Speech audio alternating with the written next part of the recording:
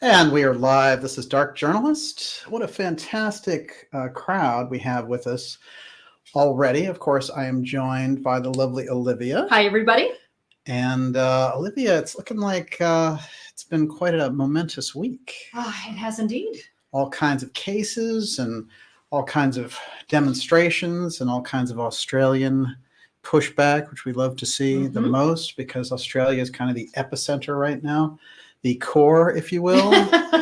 And, I love to see that pushback happening also in Austria against the draconian laws that we're seeing imposed on the population there, which harken back to Nazism. It's very scary. This is the era that we're in, and there's no sense in tiptoeing around it. I've made a real note about the kind of censorship that we've revealed recently in the shows we had with Dr. Joseph Farrell. Of course, we got some of those back up, and yesterday we released the third in that series with Dr. Farrell, so we hope you all enjoy that. Tonight we have something very, very special for everyone. This is X Series 113, and we are going deep into mystery school politics. And this is where we have the deep politics meeting mystical initiation and the power and the sway that these groups have on the political kind of world that we live in, the geopolitics that we see on a day-to-day basis. So we're going to be, looking at some of the deep relationships that those mystery schools have. And some of them in the X series have come up here and there, but I'm going to try to thread them together very solidly in this episode. And we're going to look at how some characters that you wouldn't suppose would have those kind of mystery school connections, like Steve Bannon, for example. Is that right-hand path or left-hand path? Interesting question. But we're also going to see that all the way through, of course, Harry Truman, Washington, FDR. We've got a mystery school thread that runs thick, but what is their goal? What are they looking to do? And are they engaged in a kind of existential battle to help move the culture in a particular direction? And these are some of the questions that are going to be so important to look at tonight.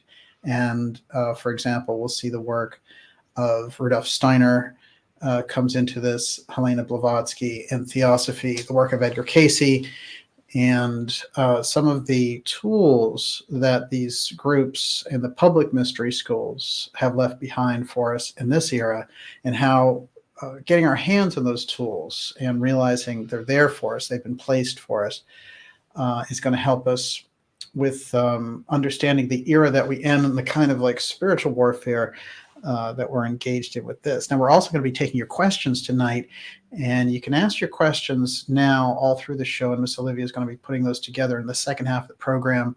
We're going to answer your questions live here. And how's the temperature out there? Good. James Clement says cops and military are standing with the people in Austria. They think this is nonsense also. So that is a fantastic development. I think we're seeing more of that. That's what we need to see. Yes, absolutely.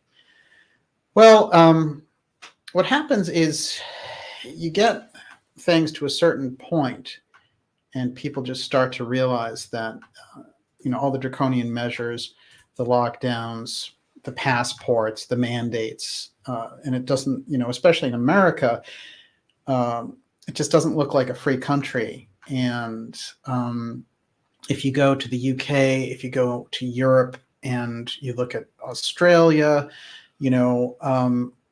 it's starting to look like they're pushing for the global dictatorship. And it's so important that pushback is there on the ground because, frankly, we fought these wars previously for freedom, and there's no sense in rolling back the clock. I mean, these people want to take habeas corpus away. They've stripped so many things during the lockdowns out of the Constitution. It's just absurd.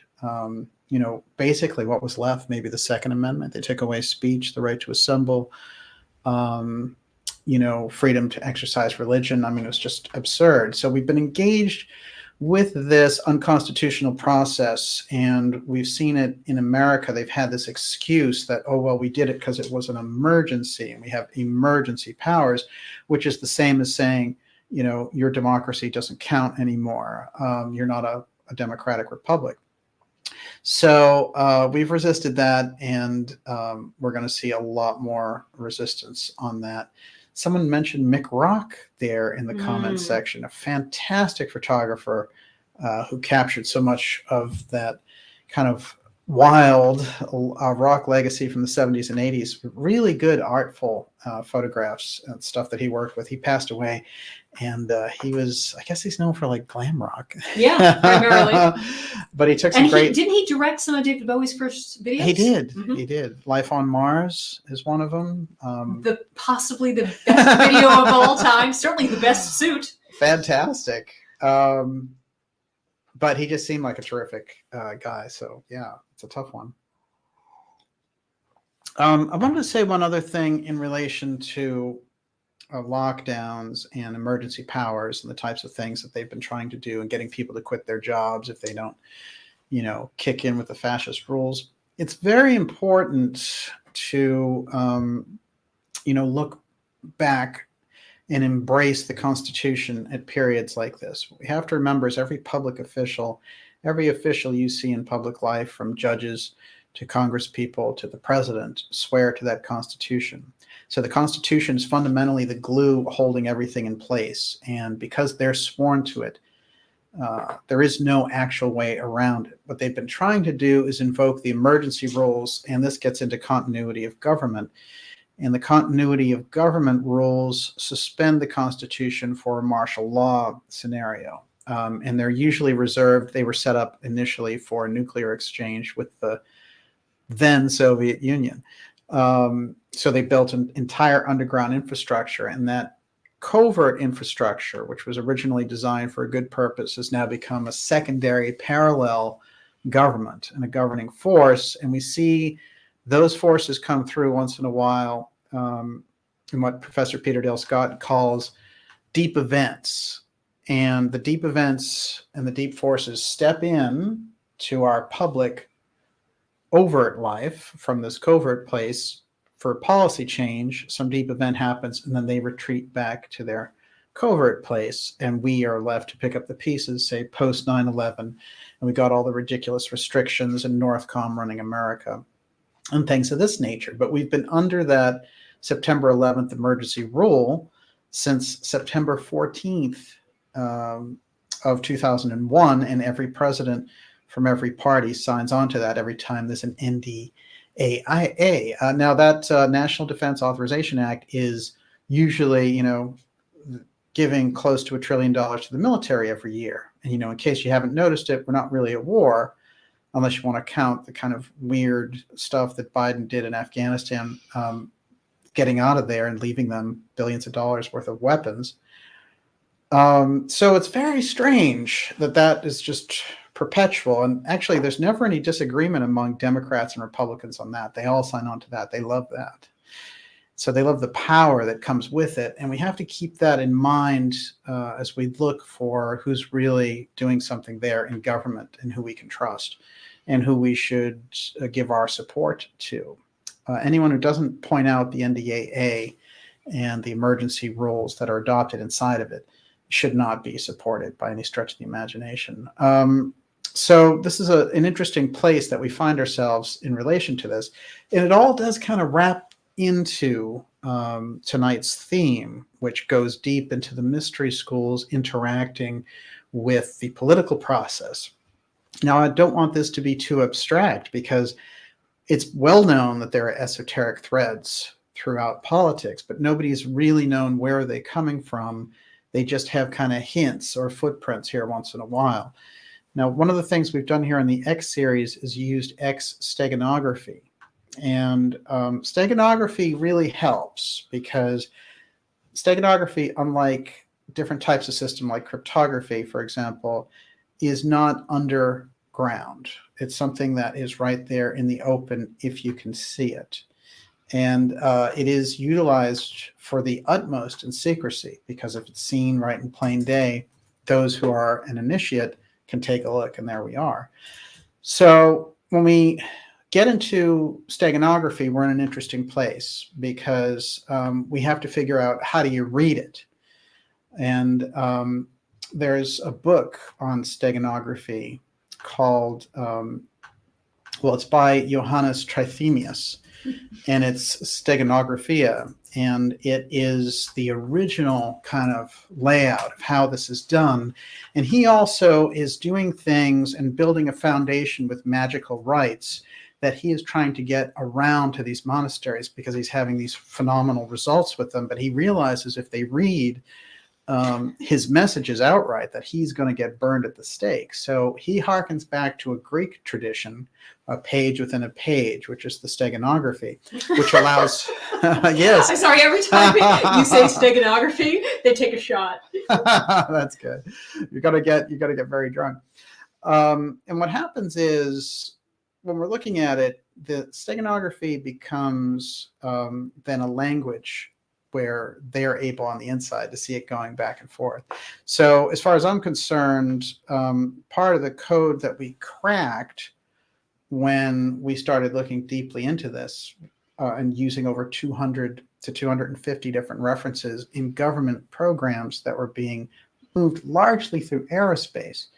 Now we see it all over the place. It's much more out in the open than when we started with the series 3 years ago. I mean, with Dark Journalists, we've been doing this since 2013, but the X series, we started in 2018, starting to share that research. So I think the point I'm trying to make there is that now we have a tool, and I liken it to the Rosetta Stone, because the Rosetta Stone gives us that key to hieroglyphs, and that's really how we got to do that. Before that, it was just a bunch of nice pictures. So now we have X steganography, and what is it that we can see using that? There are other types of steganography that are surrounding us in this. I focused in on the X steganography because I find it goes back a long ways into ancient times, and it also is something that was picked up heavily in the 20th century. Now we see it just all over the place around space programs. Bezos uses it, of course. Musk uses it. And the X steganography is suggestive then of a cosmic secrecy. So the deepest kind of secrecy that we can look at in relation to this. And we're going to see that there's a lot of steganography in these mystery school interactions with politics. Now, for example, a lot of people would know about Bohemian Grove and this very unusual ritual that takes place where they, burn this effigy, the cremation of care of an owl. And that is an occult rite with the sort of ultimate high personalities in politics participating. So that gives us kind of a snapshot. It's sort of the go-to one that people will know. But what is it that you think that they're actually doing there? What is the rite? And when you start to look at what occult rites are, they are a practice, a science. So they are things to be done to achieve a certain result. And it's often referred to in mystery school circles that there are right-hand path schools and left-hand path schools. I'm going to read a description of the difference between the two because it's kind of surprising in a way, by Rudolf Steiner. And then there is also another reference going on here. And the other reference is extreme right, extreme left. And the shorthand for those schools are X right and X left. So X left, extreme, that's black magic. X right, the most learned of the initiates. So we have two different sides there going on, and that's something worth keeping in mind as we go forward in this tonight. And I also want to mention that when we're looking at the occult side of things, what we want to do is unmask the process that they're using. And then that goes to who they are. Very often what happens when we're looking at this, when we see analysis of this, is they go right for the jugular immediately and they say, aha, that person is a Satanist, or, they're a black magician, and, all this kind of stuff. But let's find out what they're doing first before we get to that other level of the strange rites that they're doing and why they're doing it, before we understand where they rank.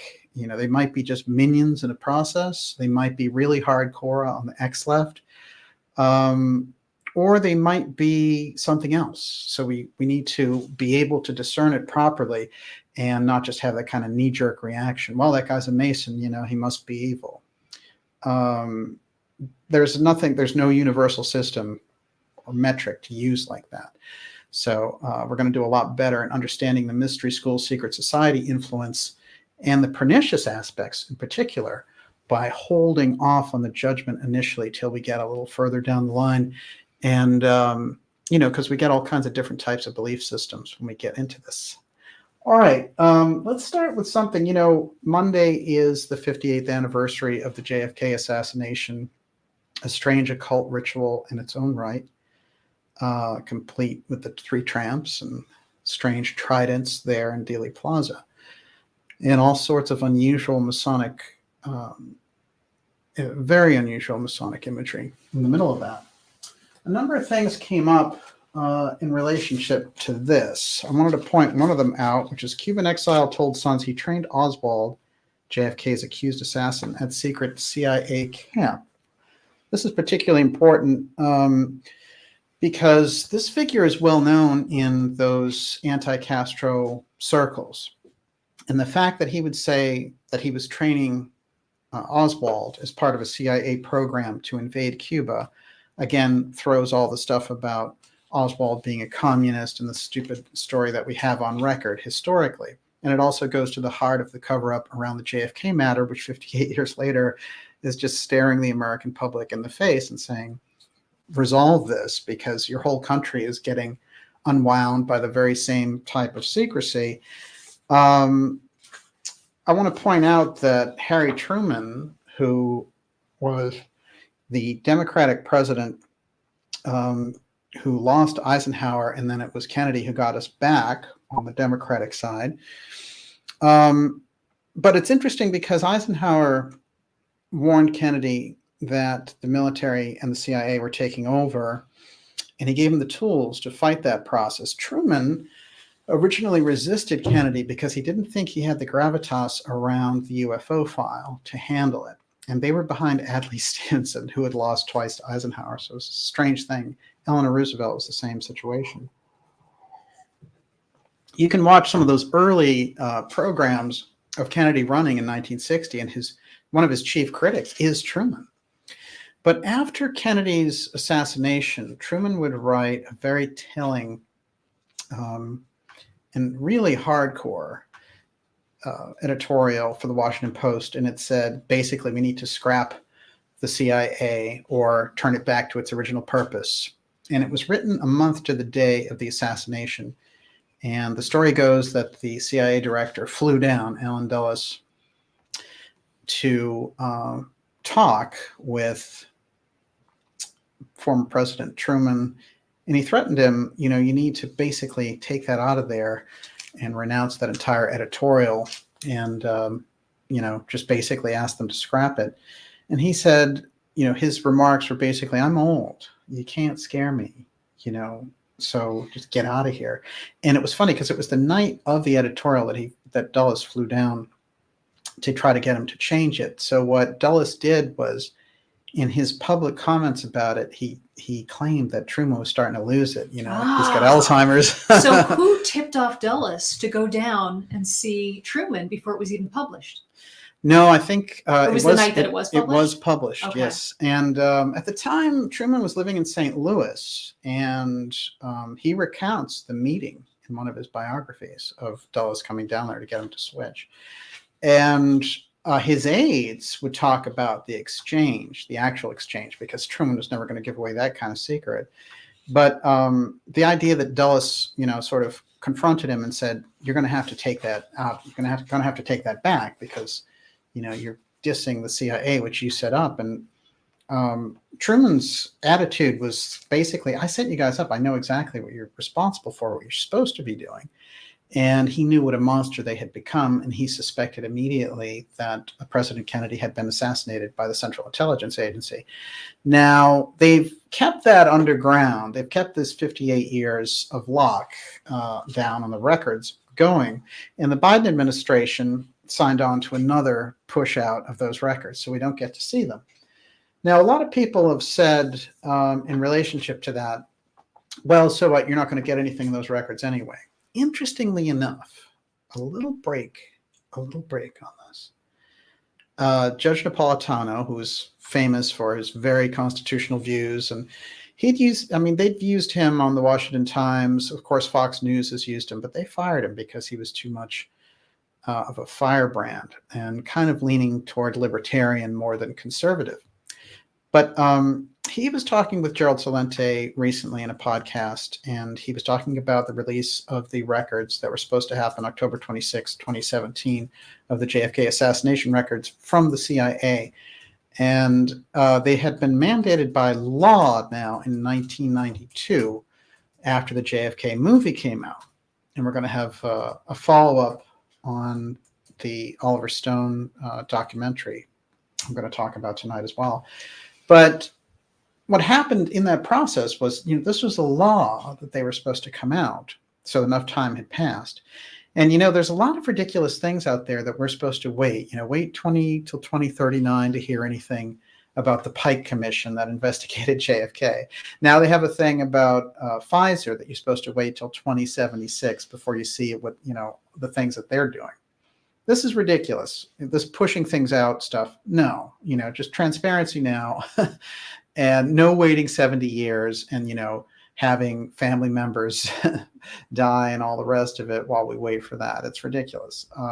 We can see that what they did and, the kind of pernicious quality of holding those records and the kind of situation it makes in society when the society is living in a schizophrenic rule where one group controls the information and the other group, the public group, has to go forward like nothing happened. It sets up a weird dynamic psychologically and a cycle of disrespect between the citizenship and the leadership, which is where we are now at a critical point, which could be disastrous.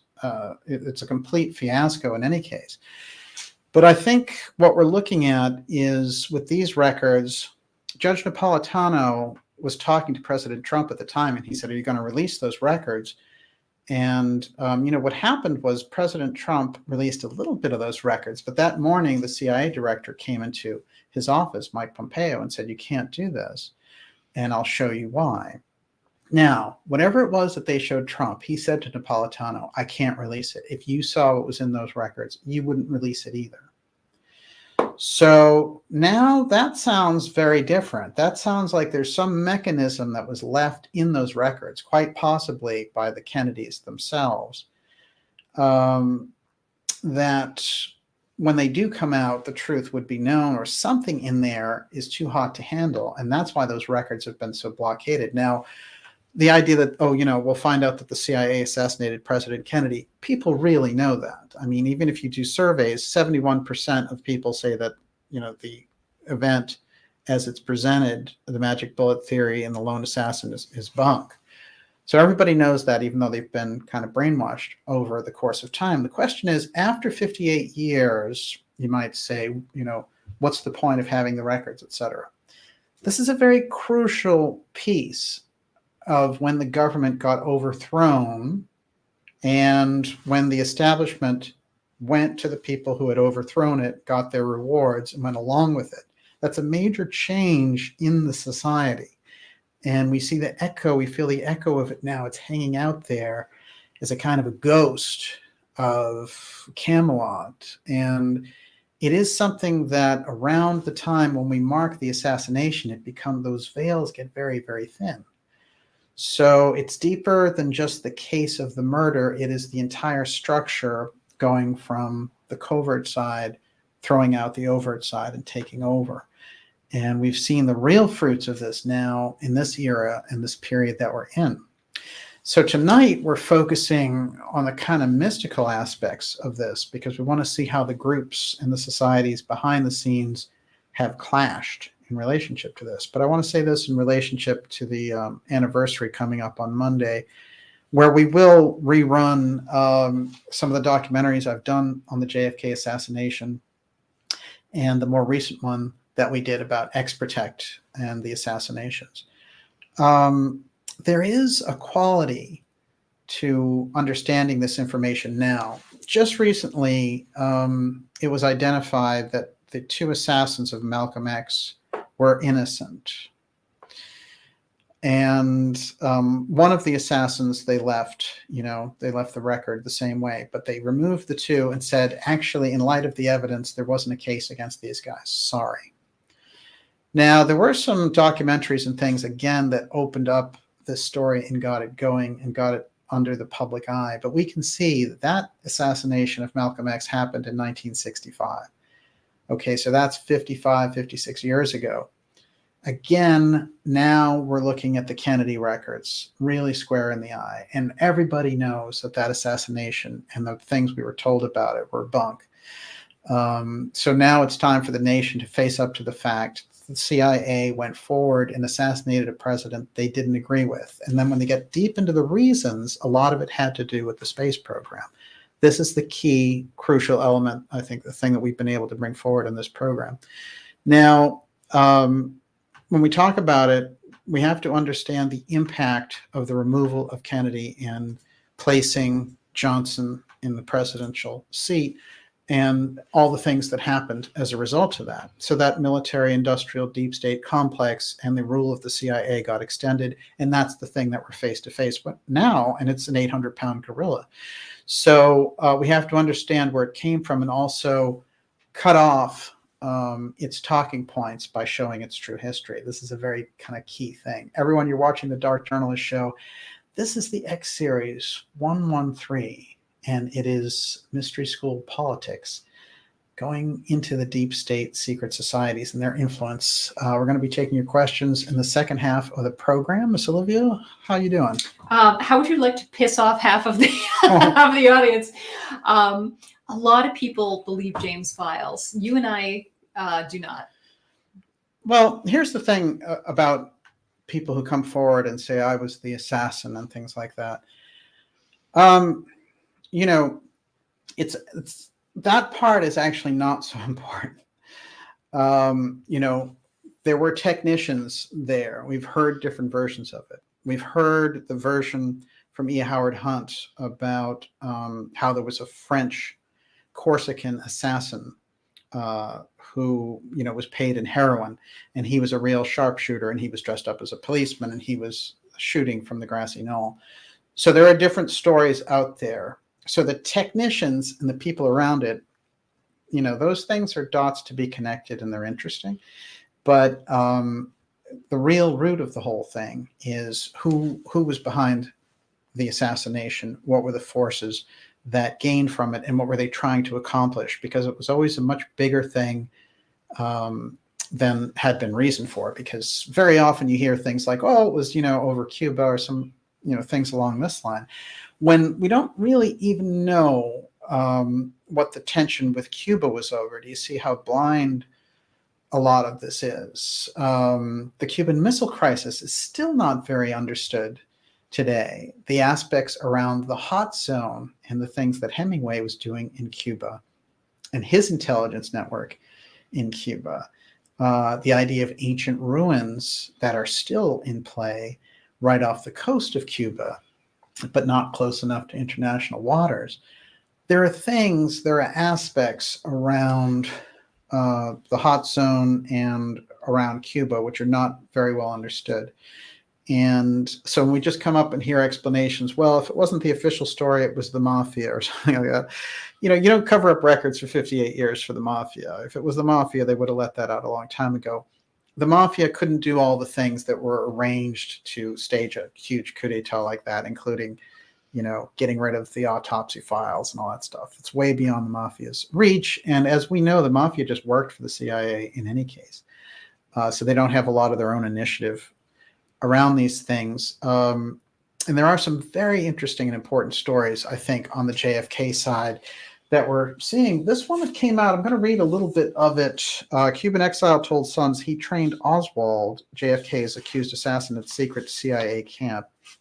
Ricardo Morales, he was actually known as Monkey, but he did a lot of CIA work, and that's him there in the center training these different exiles. And he died some 40 years ago in Key Biscayne in a fight.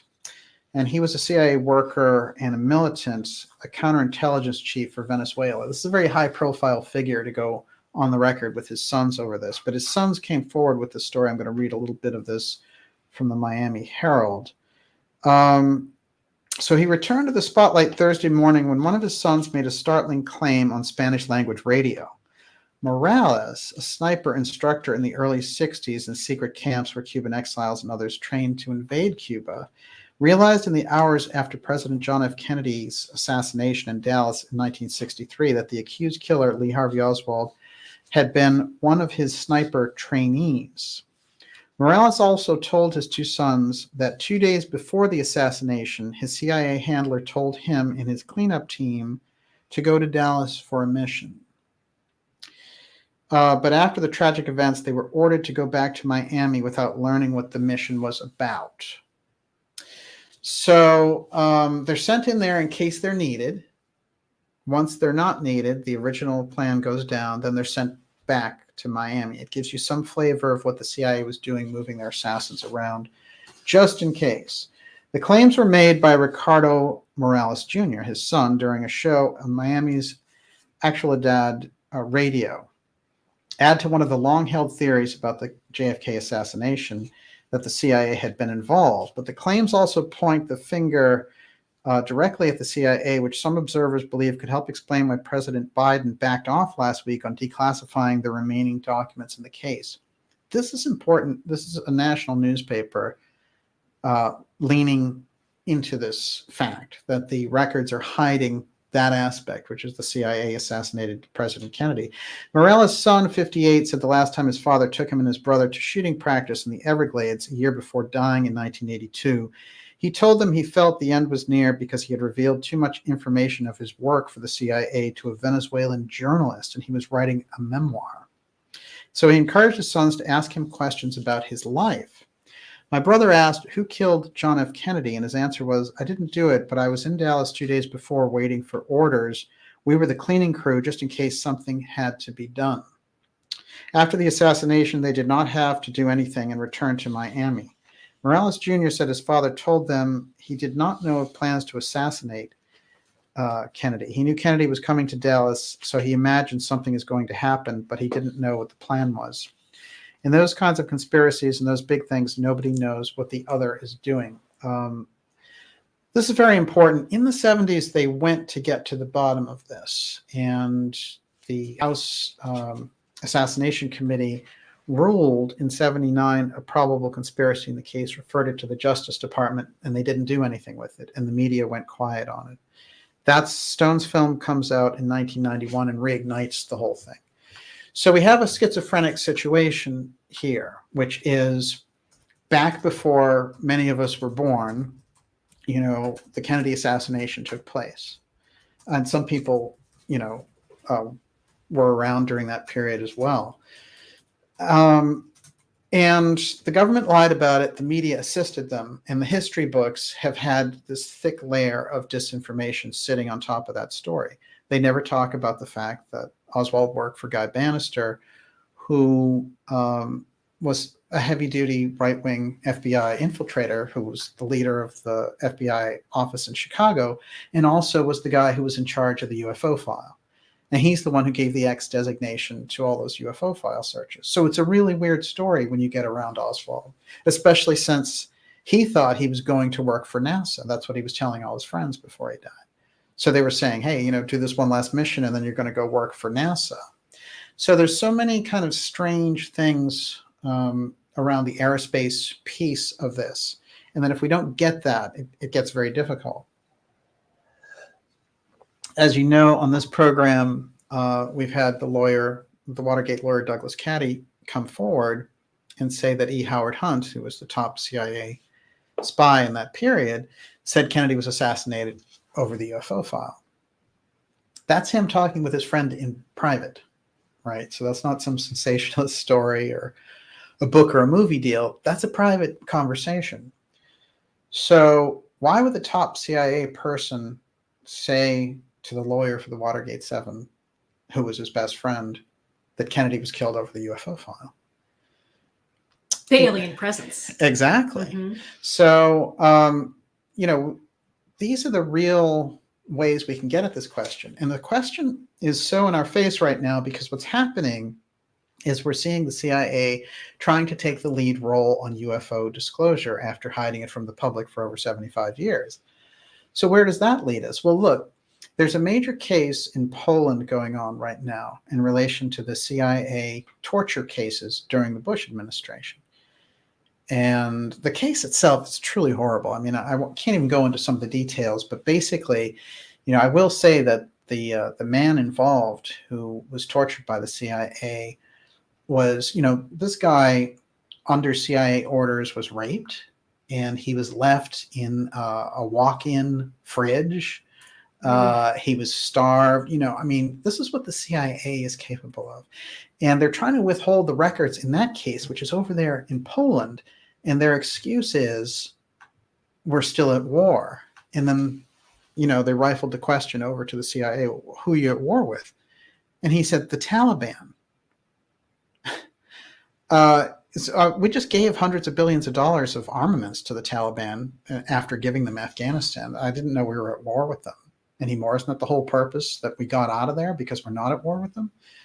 So this is a weird case. And in fact, Napolitano is covering it. But, we have to remember that there are elements inside the CIA that are inhuman, and they operate completely outside of international norms of any kind. So those types of people in charge of like the human origin story, or in relation to the alien presence and these other realities and the mysteries of space and the things that humanity needs to achieve, these are the sickest people at the leadership level especially. So those aren't the people that we want giving that story. And I want to kind of take a moment here to reflect on where we are in the UFO file field on this, because so many people in the UFO field are actively working with CIA people like Luis Elizondo. So that whole counterintelligence wing is wrapped around the UFO field, and it's squeezing it, trying to create, this. First, it was the phony TTSA thing, which we exposed on this program, and which a lot of UFO researchers went along with because they wanted to be in the movie or whatever.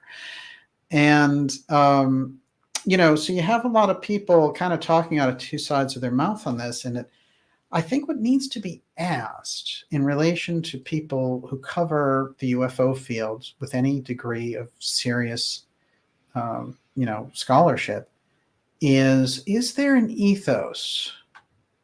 Do you have an ethic in relation to research on the UFO file?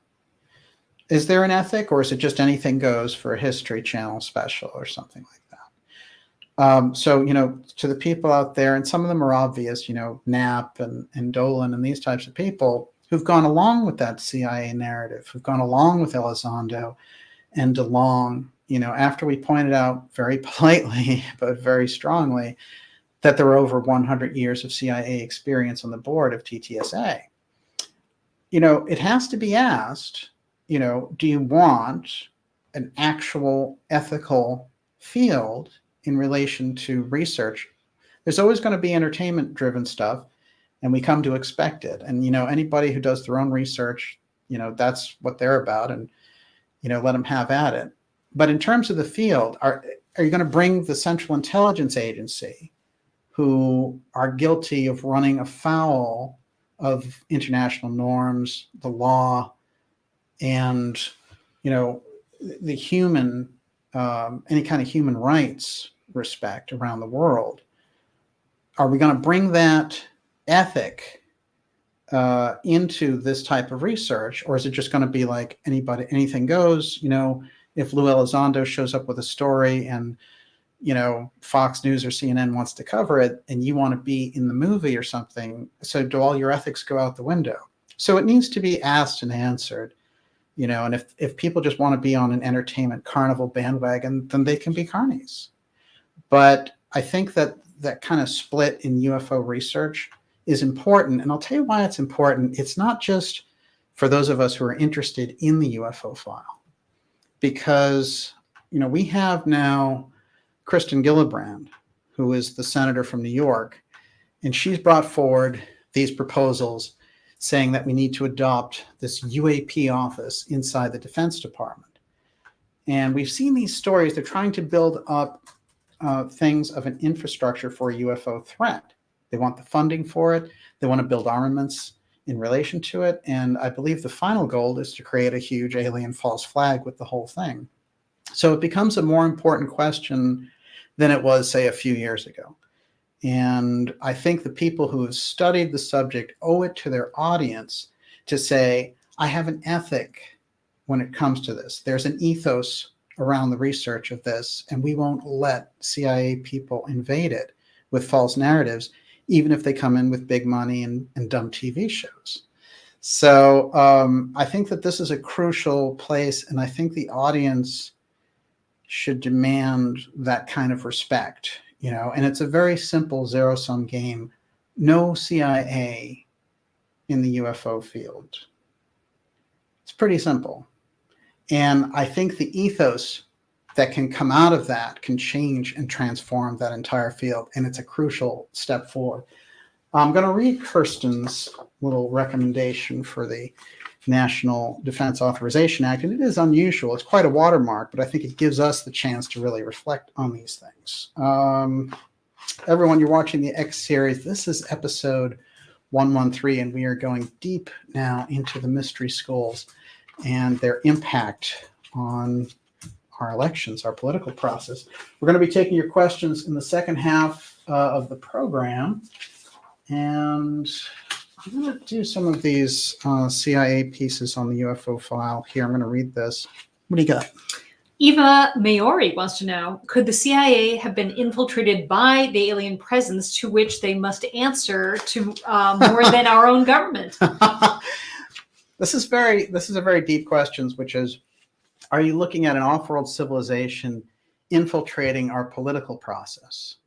And it has to be looked at, no matter how far out it is, especially with the way that that government is acting. And there have been rumors for years that there's some kind of collusion or technology exchange or something that's been hidden from the public. There's, of course, amazing stories going all the way back to the Eisenhower administration that Eisenhower was visited and offered different things by a kind of benevolent, human-looking ET group, in that we rejected them because we wanted scientific, technological help, and they only offered kind of, almost philosophical aid. And at the time, it was decided on Eisenhower's part, look, the country and the world can't handle this information now. But that's a very documented case. And what's funny is, when I spoke to Stanton Friedman, who was kind of the ultimate UFO investigator, he's someone who told me that he felt like that was a real case. And this is somebody who really liked to debunk stuff. But he said that there was enough witnesses and that Eisenhower's schedule had changed rather dramatically, and he was missing for most of that day. And there were witnesses at the airbase there in Los Angeles that he had some kind of strange meeting. So we don't know really what was going on there. I do know what we're seeing is a lot of CIA people really, really push this now. Of course, that's John Brennan.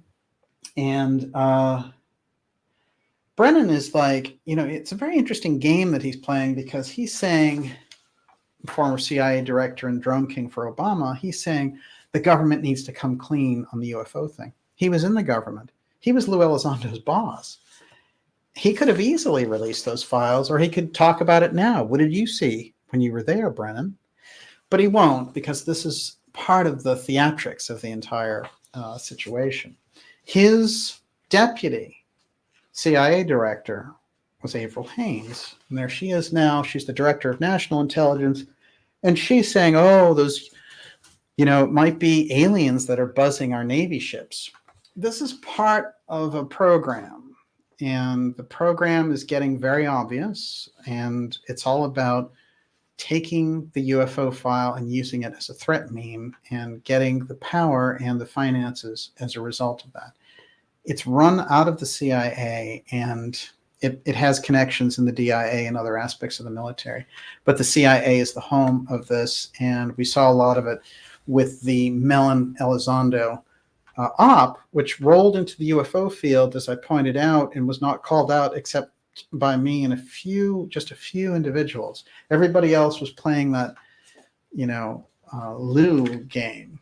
But we weren't playing the Lou game because that's the CIA's game.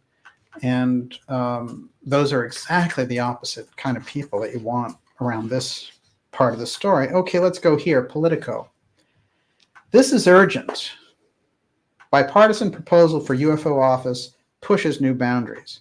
Senator Kirsten Gillibrand says in an exclusive interview she's concerned about the impact of UFO encounters on military personnel.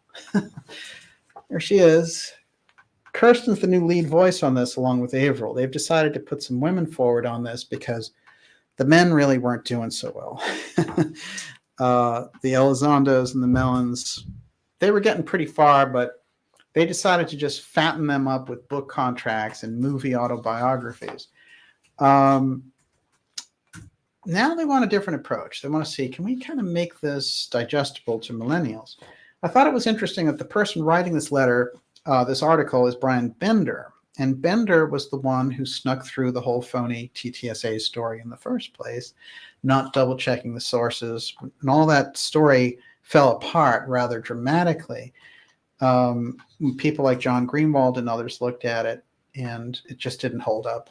And most of the people that they were relying on, they had been removed from their positions for bribery, for example. So Bender is just a complete disaster on this story. And here he is now, the lead man again, pushing Gillibrand out. I've had some interesting interactions with him on Twitter as well. A bipartisan proposal to create a more expansive military and intelligence program to study UFOs is urgently needed to determine whether unexplained sightings by the Navy and Air Force pose a threat or evidence of some other entity, says Gillibrand. If it is technology possessed by adversaries or any other entity. We need to know, Senator Kirsten Gillibrand, Democrat of New York, said in her first interview. I want to say Gillibrand got into that position under kind of interesting circumstances, because we remember that the seat came up and Hillary ran for it. And John F. Kennedy Jr. was rumored that he was going to run for it, but he died in a suspicious plane crash in 1999, leaving the door very wide open for Hillary to grab that seat. But when she got appointed to be Secretary of State, it was sort of hanging out there. What are they going to do? And they appointed Gillibrand there as that senator. So her connections run very deep. And what's interesting is Carolyn Kennedy was up for the seat as well. So we see that kind of friction between these forces. Gillibrand is behind an amendment to the National Defense Authorization Act. This is huge because it means $800 billion is going to the defense industry, the contractors, Lockheed Martin, build more tanks, build more helicopters, build more missiles, build more nuclear bombs. Doesn't matter what other programs are suffering. Doesn't matter about the pandemic. Here's $800 billion. Doesn't matter that we're not at war. So they're just about to get that money. They're reaching for that money. We want it, we want it, we want it. And then Gillibrand, who's on the Senate Intelligence Committee, comes in with a block. And she says, before we give you that $800 billion, stick in this UFO amendment. So it's a real play. Gillibrand is behind an amendment to the National Defense Authorization Act that's being debated this week to create an Anomaly Surveillance and Resolution Office. It's the ASRO. This is the UFO office that they want in there. And this is how they're going to stage the UFO threat and also get billions of dollars in funding for this threat, which is there is no threat. That's the whole point. But they need the threat. And instead of having it's just something that's like, it's something to observe for science and here's an office for it. They could have acknowledged this years ago. But no, the ASRO is going to be focused specifically on a UFO threat. It's going to be a military response, and they're going to be able to use intelligence resources. This office will have authority to pursue any resource, capability, asset, or process of the department and the intelligence community. Think about that. I can use any asset of the CIA community. If I want to investigate something, I can put undercover CIA agents in a newsroom, whatever it is I want to do. So it is quite a sweeping swath of power she's looking for to get to the bottom of the sightings of unidentified aerial phenomena. This UAP thing is also the rebranding. We must always pay attention to the language, and this is something I try to point out in dark journalism quite a bit. What is the language that's being used? Because that tells us the character that they want to project onto the situation. You remember shortly after the attacks of 9/11, we were looking at them changing over and over again the reference to the United States and just saying homeland. It's not the United States security, it's homeland security, right? Homeland. So, there's a very big difference. When we look at homeland doesn't have the Constitution. It doesn't have the Bill of Rights. It doesn't have 200 and some odd years of free people. Homeland is whatever they say it is, right? It's homeland. It doesn't have any of that. So if you change United States to homeland, you can do anything. You can become the new, Fourth Reich.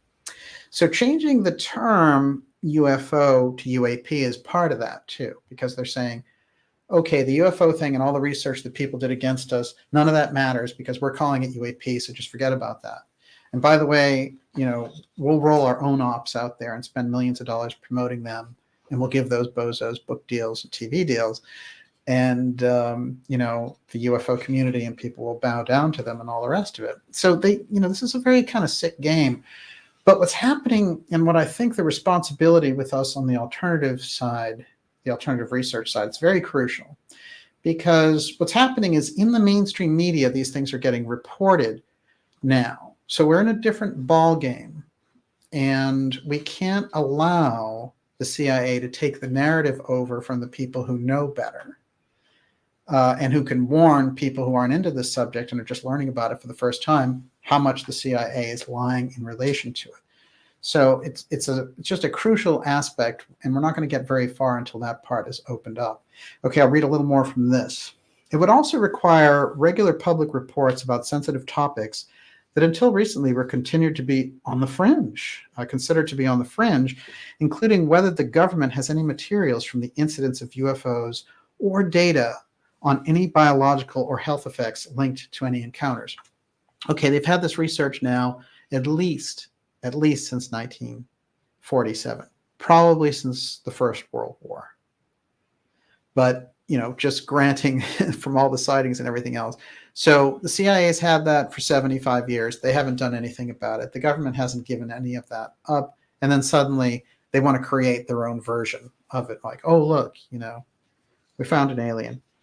The measure goes well beyond a similar provision that was adopted as part of the House version of the bill or previous public efforts to study UAPs, which are really UFOs. Gillibrand, a member of the Armed Services and Intelligence Committee, said she was heavily influenced by the repeated reports over the last 2 or 3 years of increased sightings by Navy pilots. Okay, so there aren't any increased sightings. As a matter of fact, all of the TTSA sightings and all that junk happened in 2004. So it's not an increase in sightings. So they're pretending, oh, there's something that's increasing. We're responding to it. We're being responsible. So that also is part of the operation. If anything, what we're seeing more of, rather than UFO reports, are fireballs. And you see those reports of fireballs going down everywhere. And some of them are still on fire when they hit, which is very unusual. They're not burning up in the atmosphere. So to wrap this up, she says, you have a million questions that must be answered for a million reasons, citing the entire spectrum of unidentified aerial phenomena. Well, a million questions. My first question is, why is the CIA hiding their 75 years worth of files in relation to the UFO phenomena and then 58 years of the JFK assassination? What is the real story there? And so she's not asking those questions. You're talking about drone technology, you're talking about balloon technology, you're talking about other aerial phenomena, and then you're talking about the unknown, she said. Regardless of where you fall in the question of the unknown, you have to answer the question. That's why this is urgent. That's why having no accountability up until now, to me, is unacceptable. So they had a conference there last Friday, which we reported on, which was the UAP conference in Washington, D.C., and they had Jeff Bezos there from Amazon, representing Blue Origin and all his weird steganography with that. So there's a lot of things going on there. There's a lot of things happening, and it's very important for us to get to the bottom of it. But the key takeaway is this.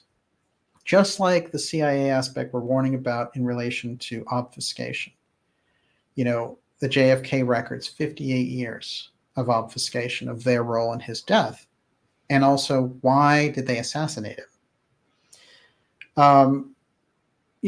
And why take the country away from freedom towards this march to global dictatorship? These are the things, which is that the CIA is an extra constitutional agency. It's an extra constitutional force. It's not accounted for in the Constitution. And so its operation is, in fact, not legal. It's been proven over and over again. There's something that's inside the actual setup of the CIA, which we've never been allowed to see, which gives them the ability to operate with impunity.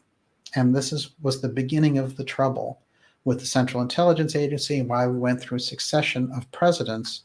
By the time they got to Kennedy, it was a straight up face-off with him trying to get rid of them and them succeeding in getting rid of him. But you had uneasy relationships with the CIA, with people like Carter and even Nixon at the end. Very tense relationships. By the time they infiltrated the Reagan White House with Bush and everything else, we've been looking at a similar situation ever since. They've just taken over. They have their own Air Force. So, we have a whole infrastructure there. And as I mentioned earlier, we created the Homeland Security infrastructure. Homeland Security now has 250,000, I repeat, 250,000 employees. Ugh. Think about that, the force of it. So if we're not careful, we're going to, go right over that cliff, and this will be a complete fascist takeover system, and they will use Homeland Security and CIA, SWAT, and all this other stuff.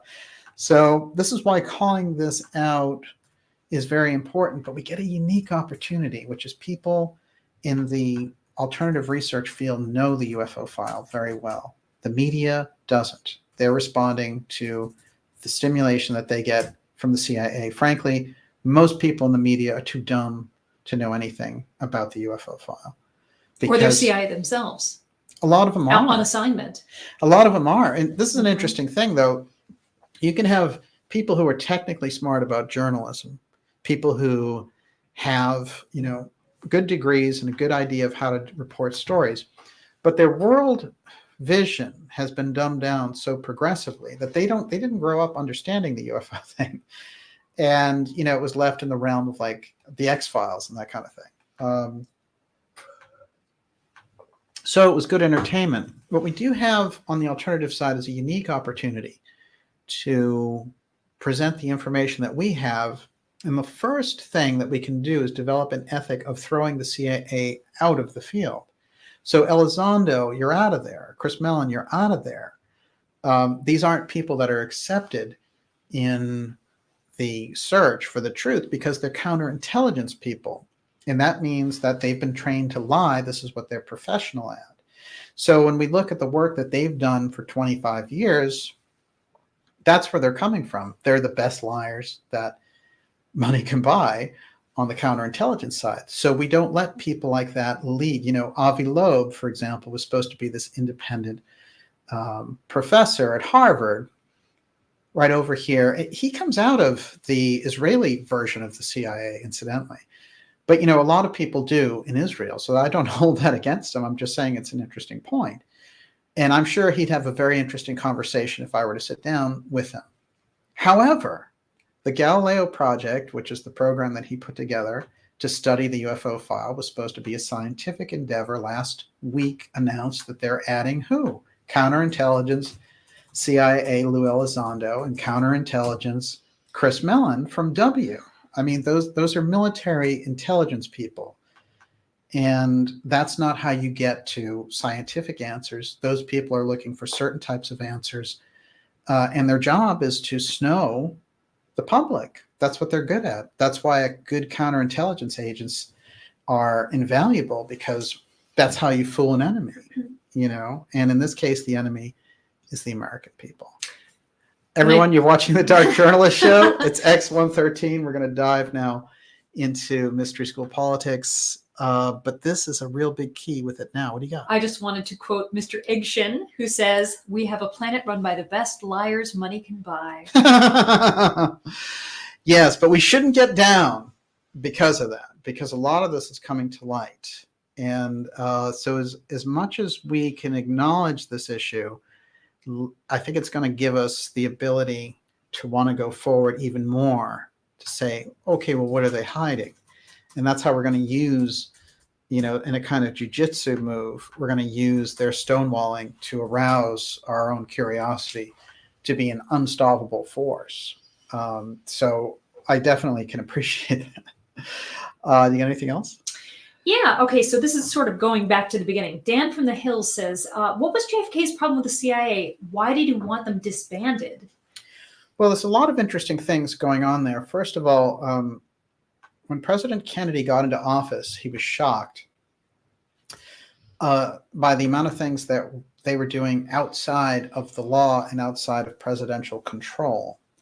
For example, they were trying to militarily take over Laos.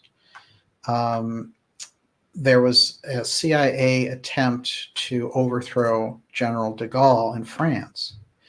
And when the French Prime Minister talked to JFK about this, JFK said, the Prime Minister said, did you have anything to do with this?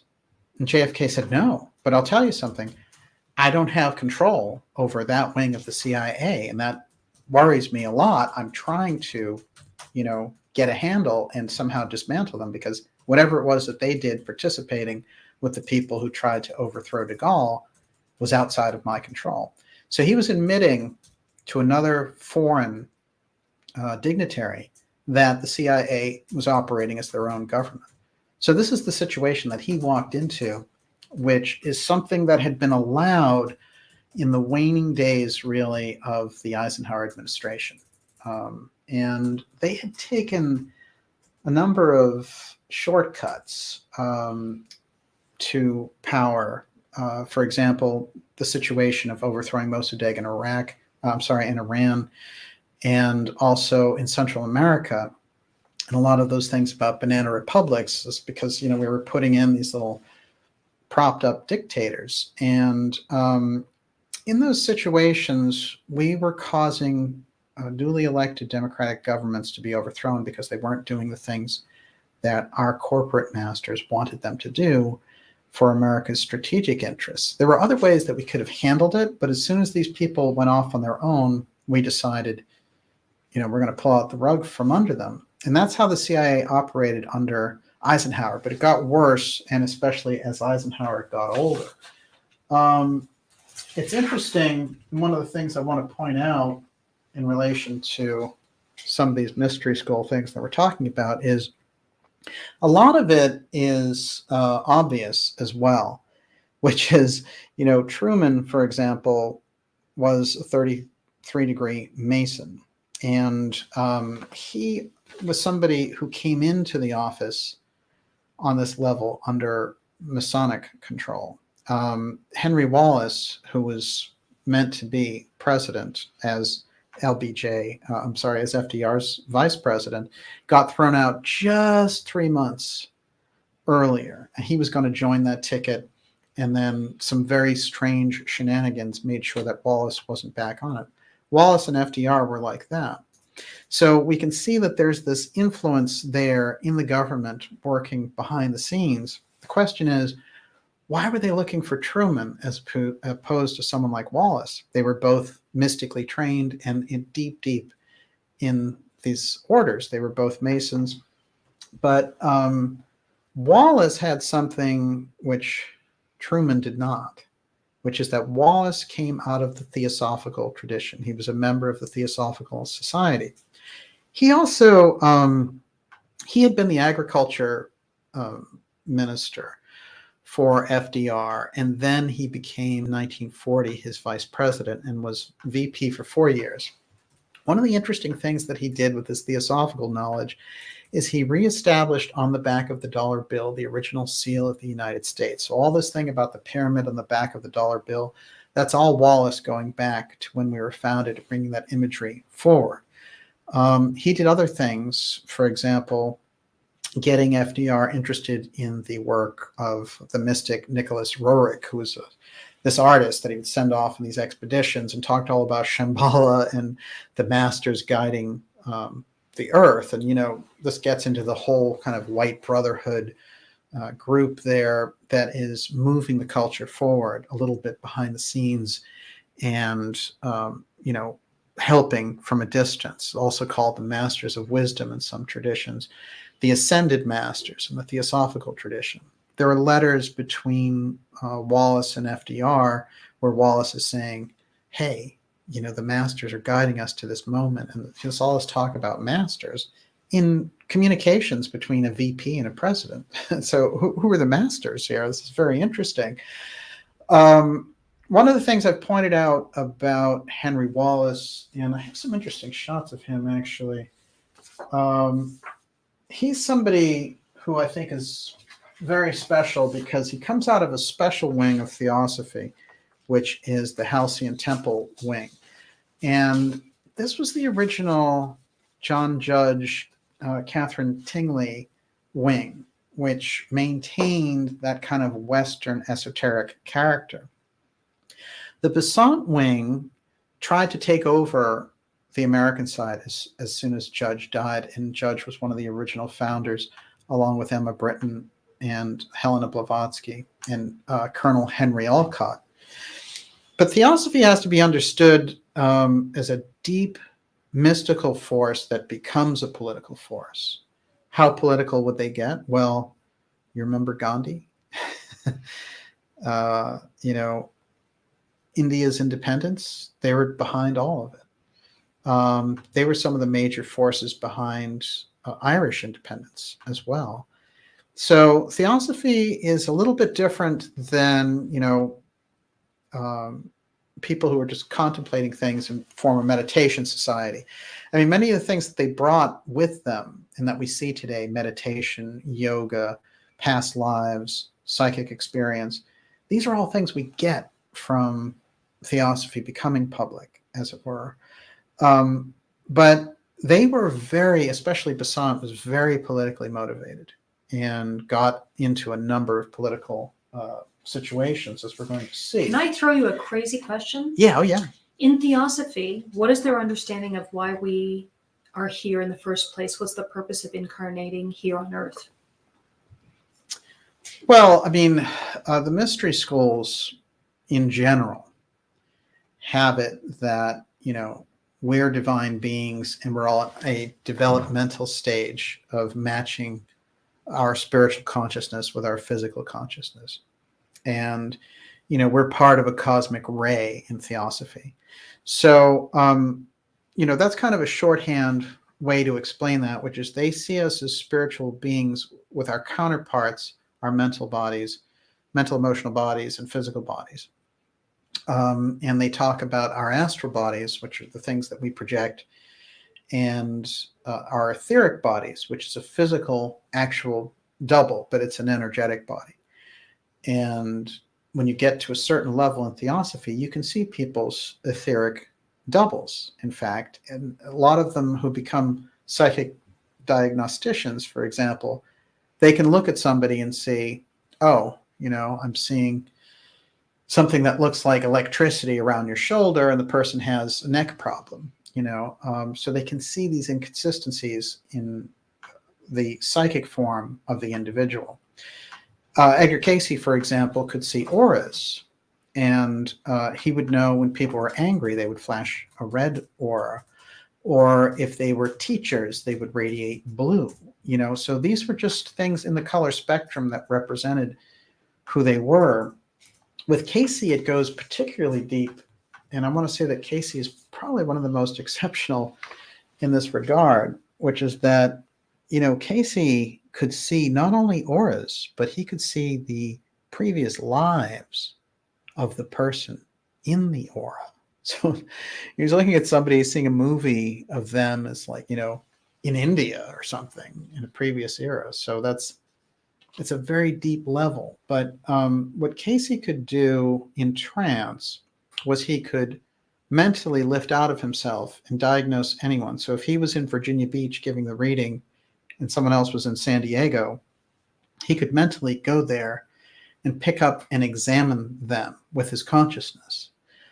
So we have to understand the kind of work that someone like Casey does on that very advanced level. But people in theosophy, they have the ability to kind of, once you develop through meditation and certain exercises, you have the ability, the world looks very differently to you. You're able to see, for example, people would say around Gurdjieff, it was very difficult to lie. This is interesting because there's a certain energy that he would project that would make it difficult for people to lie. These people would also get very advanced psychic skills and not just be fascinated by, hey, I can travel out of my body. There's a wonderful story in relation to Gurdjieff, who comes up tonight in relation to Steve Bannon, of all people, the former Trump advisor and the guy who started Breitbart and who the FBI is trying to give a hard time right now. But he has a very interesting story as well. But this Gurdjieff Bennett story is fascinating because when Bennett met Gurdjieff, Gurdjieff said, okay, what is it that you want to learn? And he said, I want to learn astral projection. I want to know how to do out-of-body experience. And Gurdjieff said, well, that's easy. I'll show you an exercise. And he shows him the exercise. He goes, go sit in that chair in that room and do the exercise, and you'll project out of your body, and then we'll talk about it. So he leaves him there for a half hour, and Bennett's doing the exercise. Nothing happens. And Gurdjieff comes back and says, what are you doing? He says, it didn't work. And he said, what? No, just do it. Concentrate a little harder. It'll work. So he's sitting there. He's doing it. It's not working. And suddenly he lifts up out of his body. And he floats up to the corner of the room, and he's looking down at himself sitting in the chair. And then Gurdjieff comes back in the room, opens the door, looks at him sitting in the chair, and then looks up at his astral body and sort of says like, I guess you figured it out, closes the door and takes off. That's in Bennett's autobiography, Witness. But that gives you a snapshot. Like when you get on that level of kind of deeper appreciation, deeper research, and deeper experience with psychic things, the astral plane and things like that, unseen things, become very obvious to you. And I think with the founder of Theosophy, Blavatsky, we're going to touch on her tonight as well. She was really quite remarkable. But I think we have to remember, when we hear stories about Edgar Cayce, we're looking at somebody who took the mystery school tradition another place through the course of 40 years of struggling in his own life to bring these things out, and then really never made it, as such a big figure in his own life. They would move him around. And speaking of political things, it's well known that Cayce was called to the White House by Woodrow Wilson and laid out the famous 14 points that would set up something like the League of Nations, which degenerated and became the United Nations. But the original idea of the League of Nations was a different thing. And the idea of a family of nations, independent, but who could all work and communicate so that they wouldn't have wars. This is right after World War I. But Cayce was also giving medical readings to Woodrow Wilson. So think about this. The president is using a psychic to lay out his national foreign policy, international foreign policy, and for his own health. That's the level that they understand the mystic side in the White House. Of course, Gene Dixon was a psychic advisor from everyone to FDR to Reagan, right? Especially for Nixon. Not for LBJ, oddly enough.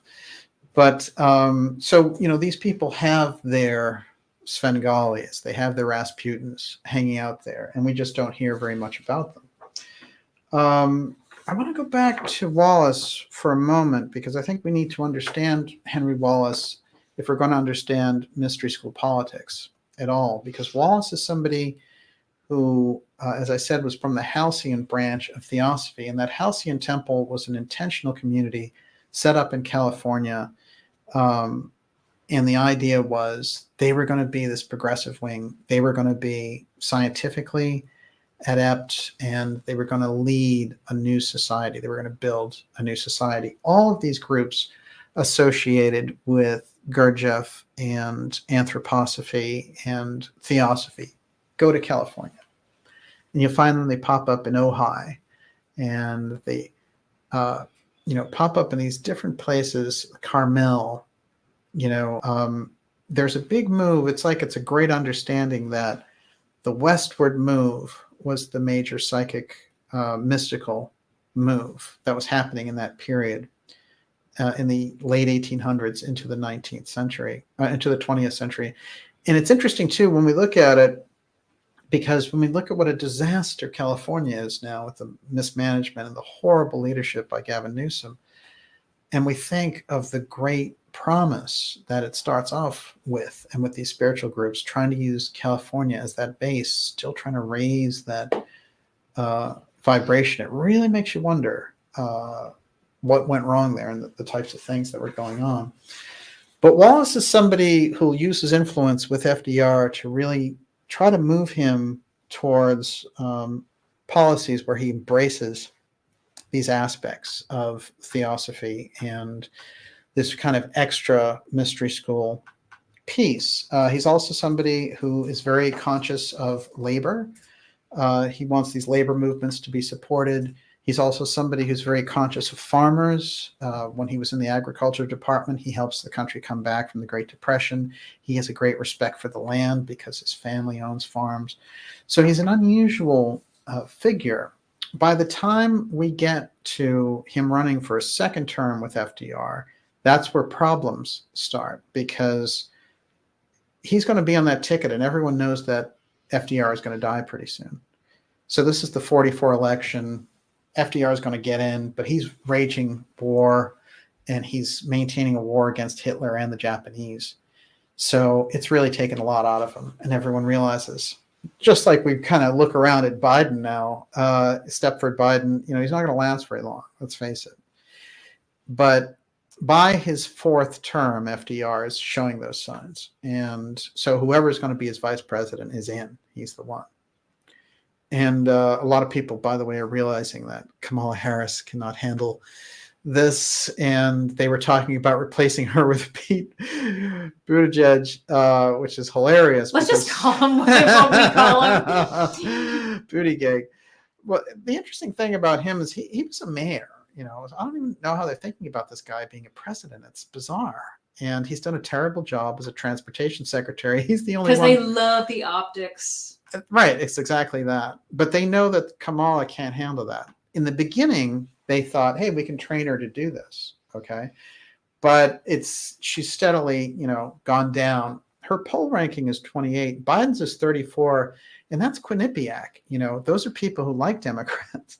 So what are their actual poll numbers? Some of the lowest probably ever since Carter, I would think, or Nixon at the very end. I mean, these are people who have no ability to do anything.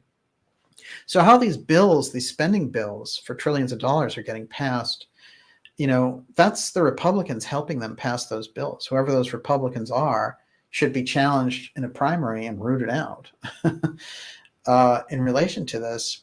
And the Democrats who are going along with these ridiculous bills, they're going to spend $80 billion more dollars for the IRS. Think about this. After making everyone not work and taking away their jobs and ruining small business, they want to increase the power of the IRS. I mean, it's getting pretty sick. So I think the place that we're at, it's very reminiscent of some of the warnings that these schools have given us over the years about how the political situation in America would deteriorate.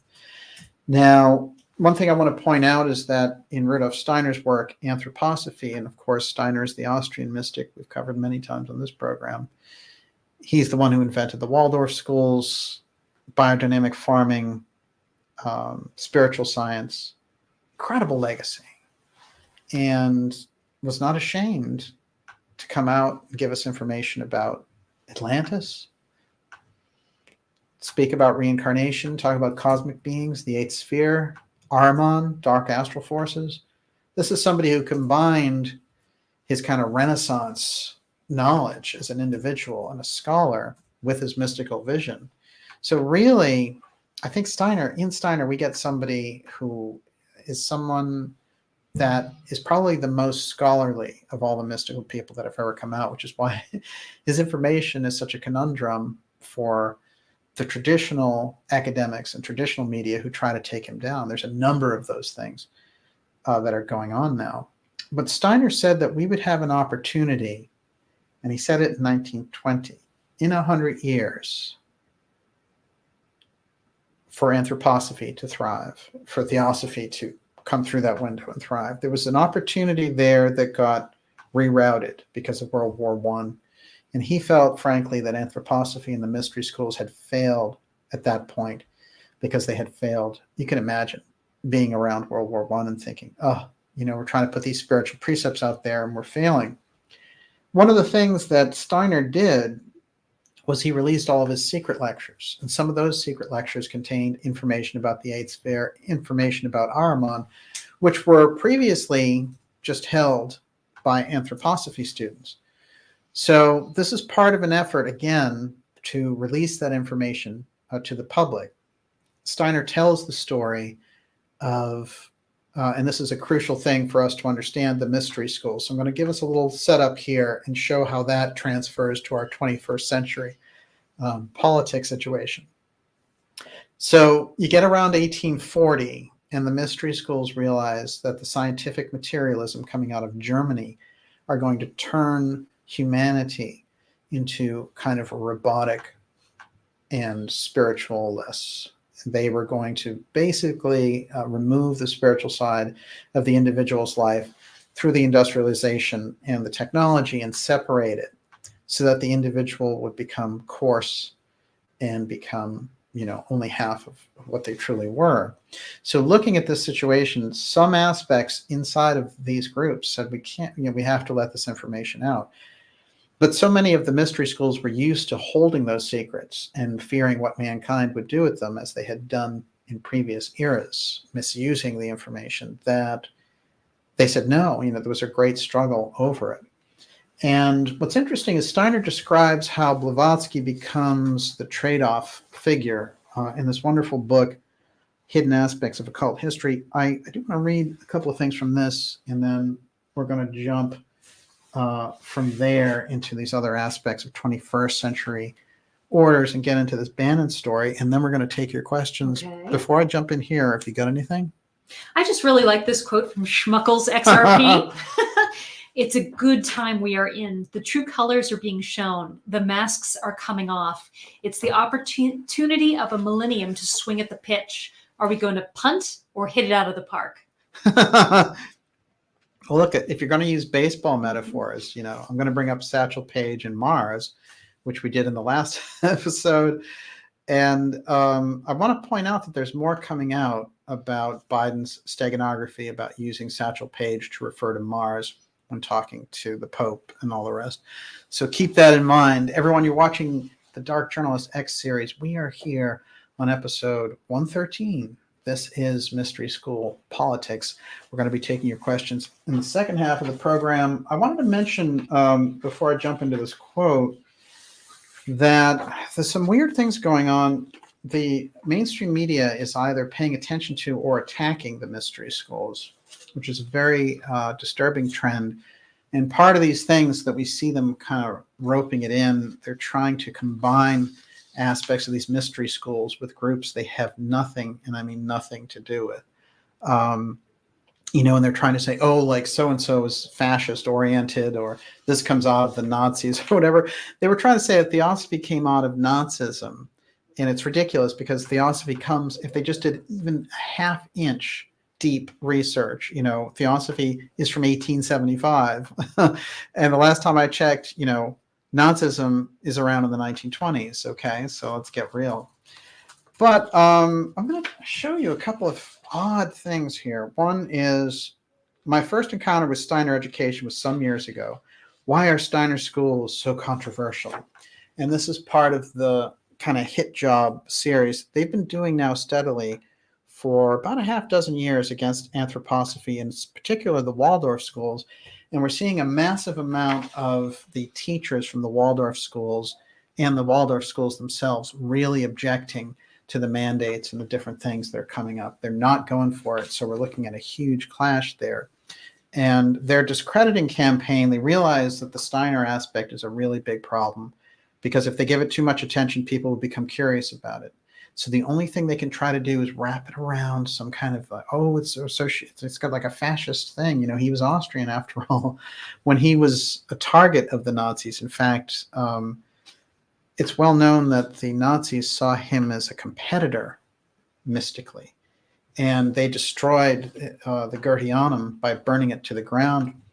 And what's interesting, and I think very touching in Steiner's work, is that, you know, they had these kind of New Year festivals where they would do eurythmy and do these other things. And in the rubble of the Nazis burning down the Goetheanum, they still did the festival over those ashes and things. So remember the power and understand, you know, where anthroposophy and Steiner are coming from. These are not lightweights. These are not people going off on a mountain to meditate. You know, they're very interested in bringing that spiritual energy down and grounding it here in Earth. Here's another weird one, and this one has no real good explanation. This is the Washington Post, which we know is pure CIA. And they're reporting on the solar eclipse, and they say the psychic in the solar eclipse, Edgar Cayce's grave, lies in the path of totality. And it's this whole weird thing about how they tracked this eclipse that was coming in and how it went right past Edgar Cayce's grave. Who at the Washington Post gives a damn about the eclipse and the mystery school initiate Edgar Cayce? At 1:29 p.m. Central Time, the shadow of the moon will slide over Riverside Cemetery for 2 minutes and cover the grave of the sleeping prophet in twilight. Washington Post. Very strange. You think that's weird, huh? Well, if you know this program, you know that Gurdjieff is a big piece in the fourth way. The New York Times, are you ready? Mm-hmm. Bringing the colors back to a mystic's music. George Gurdjieff arranged traditional chants and dances as piano miniatures. Now a fuller instrumentation is returning. Look, it's a story on Gurdjieff in the New York Times. You believe it? Are you with me? Have you seen? Have you been a part of the X series? Are you watching what's happening here? Very interesting. They're going to need, here's the thing. A lot of people have been expecting, like, where's the next mystery school or whatever it happens to be. One of the reasons I think that Steiner said in 100 years this stuff will come back and be strong is that the period in between was going to be a kind of a wait and watch period where the mystery schools would kind of put the information out there and then back off and see what happened with it. I think they put the information out there through the fourth way schools, through anthroposophy and theosophy and the work of Edgar Cayce, and then they wanted to see what would happen out of that.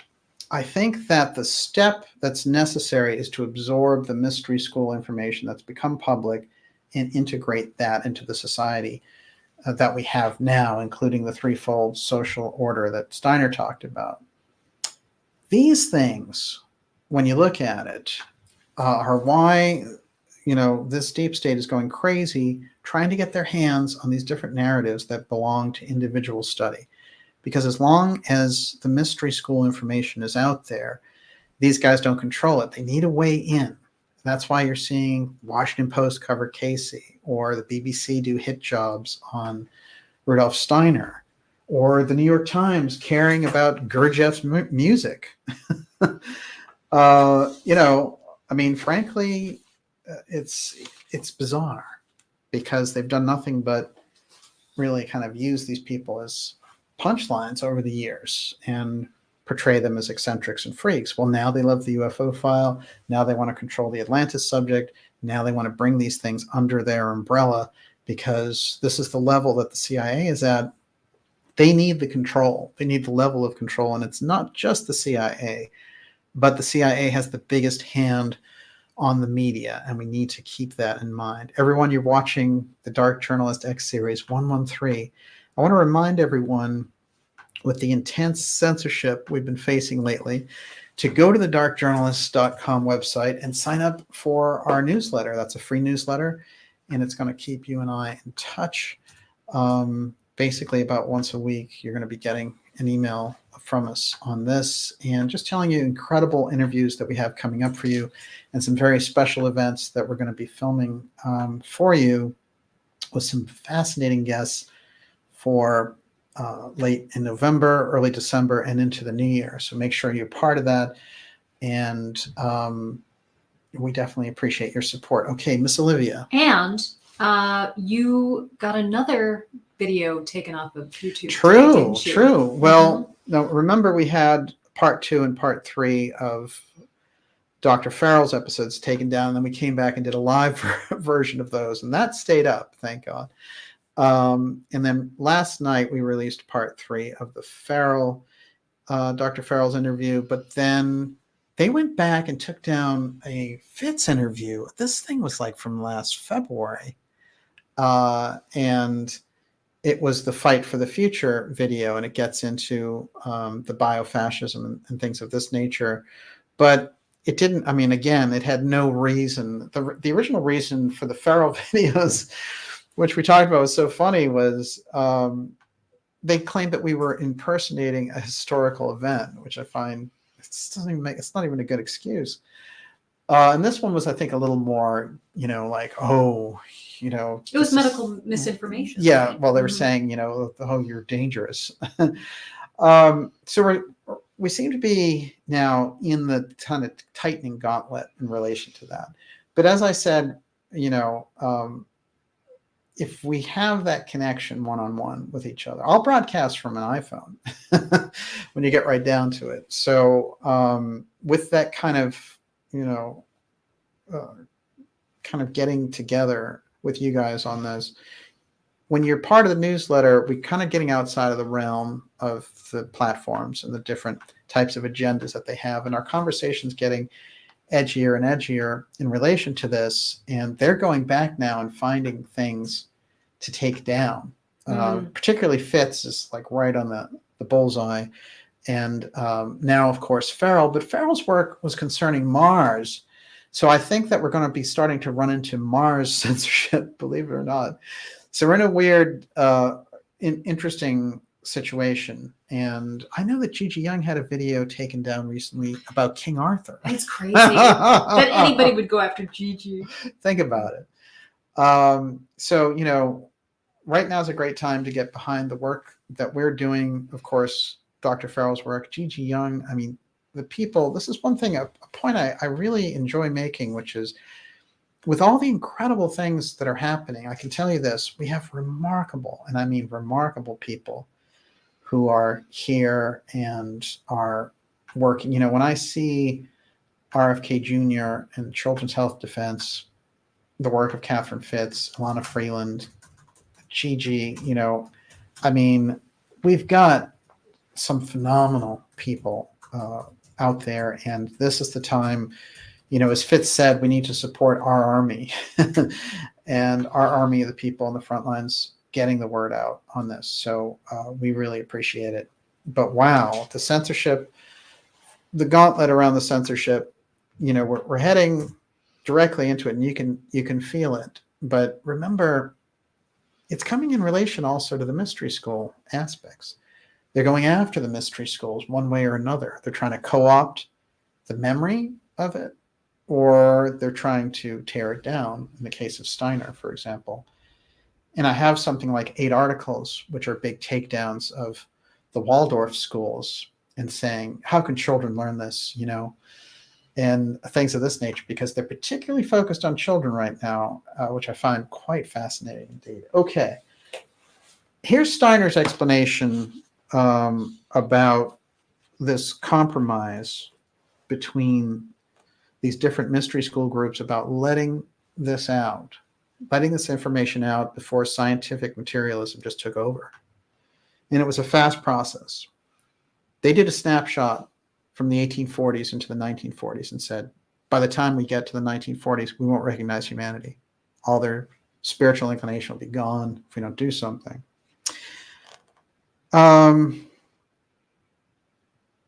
So I'm going to just jump in on some of this. Procedures adopted in esoteric schools had thus been brought into action. The attempt originally was a fiasco. This is a period when at first they try to let out information and mediumship becomes just the craze around the whole thing. And in fact, Emma Britton, who we pointed out would become one of the mediums who became a political spokesperson for Abraham Lincoln, but she was the founder, along with Blavatsky, of theosophy, and was also a child medium as part of the Orphic Circle. And it's important to keep her in mind. It's been expected that mediums would bring to light genuine spiritual laws prevailing in the surroundings. However, the only result was that nearly all the mediums fell into the error of supposing that everything emanated from the dead. They're getting these spirit communications, and they're like, oh, wow, this is it. They just get obsessed with this one aspect. They embellished this into communication alleged to have been made to them by the dead. This led to a very definite consequence. Older members of anthroposophy will be able to think back to the earliest period of the Theosophical Society and remember the literature produced then. If they do so, they will find that the astral world, the life immediately after death, was described by Mrs. Besant in books that merely represented and reproduced what Blavatsky's secret doctrine contained and what was to be read in books by C.W. Ledbetter, who was Besant's partner there. The secret doctrine, in fact, was the origin of everything that was given out concerning human life between death and a new birth. If you compare this with what is said in my book, Theosophy, about the soul world and the spirit world, you'll find considerable differences. So what Steiner is saying is that the first attempts to bring out this mystery school information about the astral world and other things led to an obsession with what was called Summerland. And this Andrew Jackson Davis was one of the kind of early Casey type figures who would go into these really incredible trances and bring back this information. But the piece that came out of it was, oh, my relatives are in Summerland and I'm kind of receiving all this information about the after death realm, and it's just like this realm, and they're all happy there, and all this kind of thing. And what it was just a limited aspect about this larger mediumship. Okay, let's go further. That is precisely because in regard to these domains and methods of investigation were completely different. All the methods of research employed in the Theosophical Society, even including those used for investigating the life of the dead, originated from the procedures I have spoken of. So you see, what the Theosophical Society had to offer the world to begin with was, in a certain respect, a continuation of the attempt made previously by the occultists.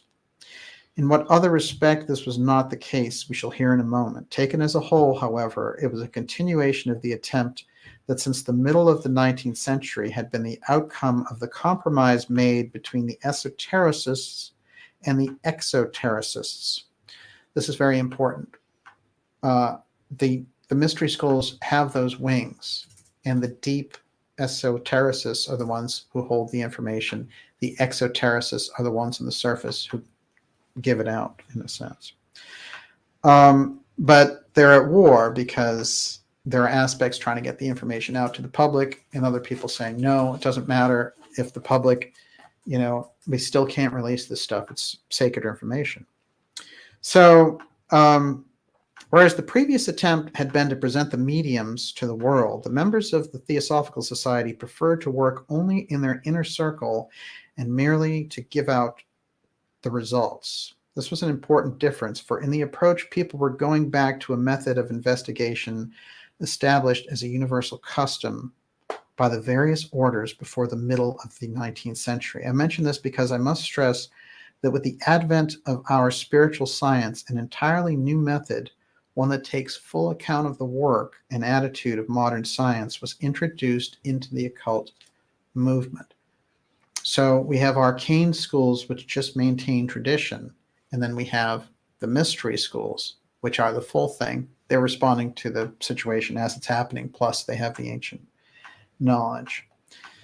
As I said, the compromise between the exotericists and the esotericists, the two branches of the mystery schools, to convince the materialistic world through mediums of all types that a spiritual world exists, was a fiasco. It was a fiasco because the mediums always spoke of a world that, under the existing conditions, simply could not be accessible to them, namely the world of the dead. The mediums spoke of inspirations claimed to have been received from a world in which the dead lived. The situation was that the attempt made by the exotericists and the esotericists had not achieved the result they had really desired. So these mystery schools, we get things like the Fox sisters and the kind of seance craze that takes place in the 1850s and 60s, but it's turning into almost a gimmick. We know Ouija boards and things came out of this. So it's not having, it's not becoming like a new doctrine or a new, deeper understanding for the soul. It's becoming something of a fad.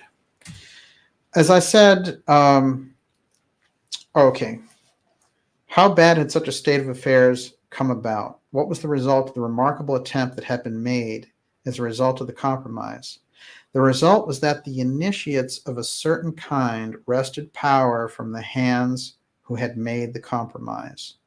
The initiates of the extreme left wing had taken possession of the proceedings. The extreme left wing is the the Crowleyite Thelema aspect, the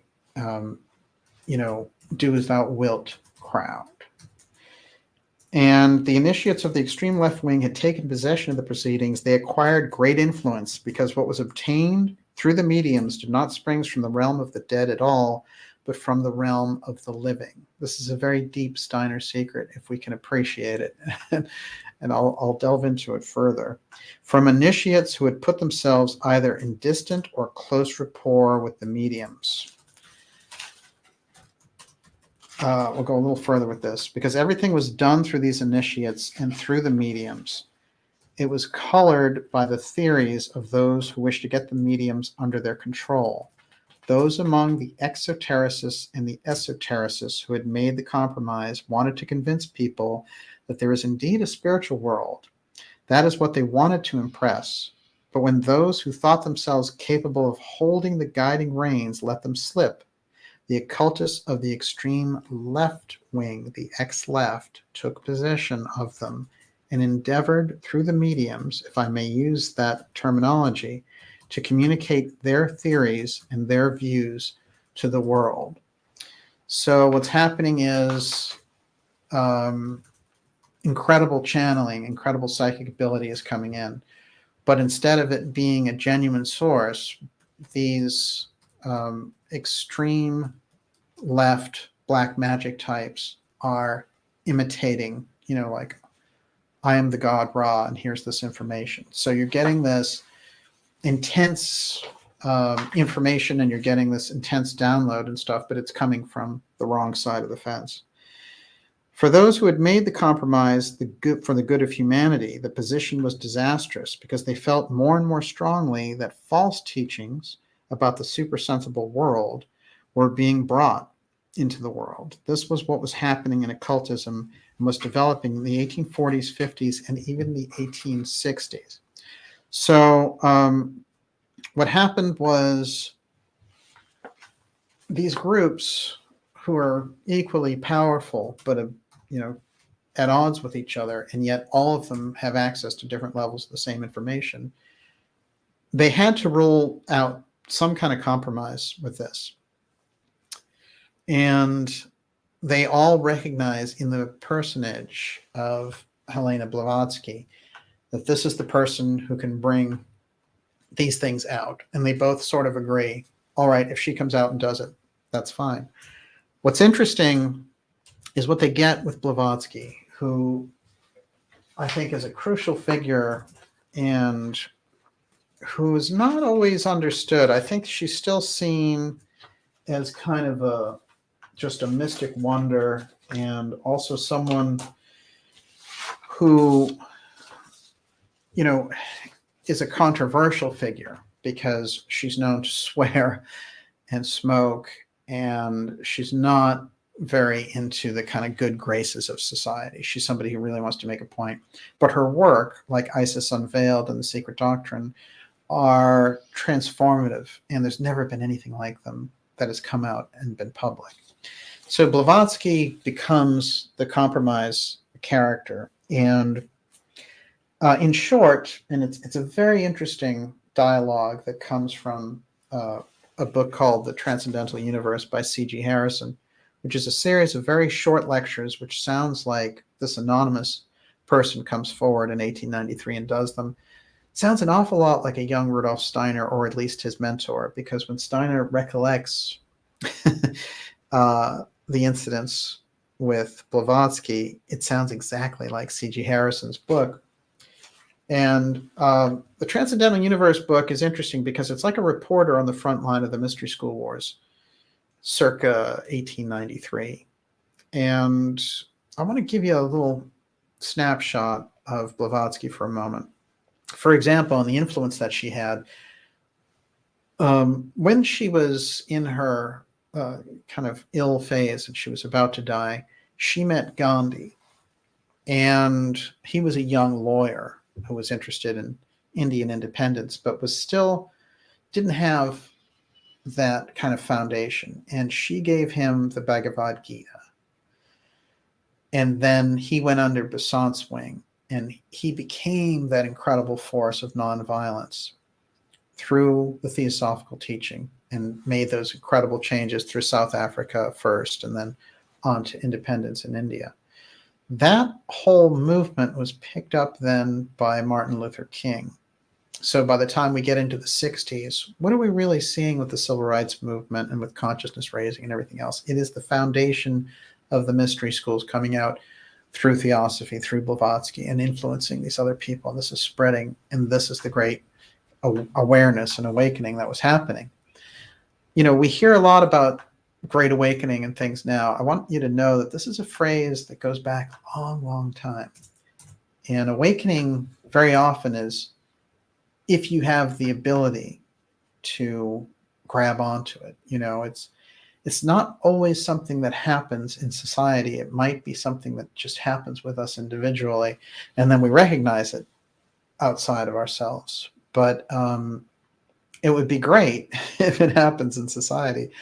But society may go down a few levels. And so I don't want anyone to be disappointed if that great awakening is just happening among a small group like the ones that are in the ideas room, for example, because it is the power of those groups to magnetize and build a better world, build a better situation, and to create the conditions through their questions and even our interactions. Remember, the very reason that there's censorship and why we're facing so much censorship is because of conversations like this are dangerous for them. Why? Why would our conversation be dangerous for them? Think about it.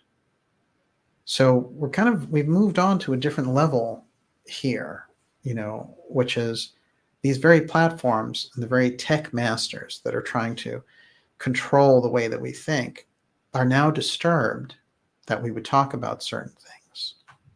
It's not always the things that are predictable either. Think about it.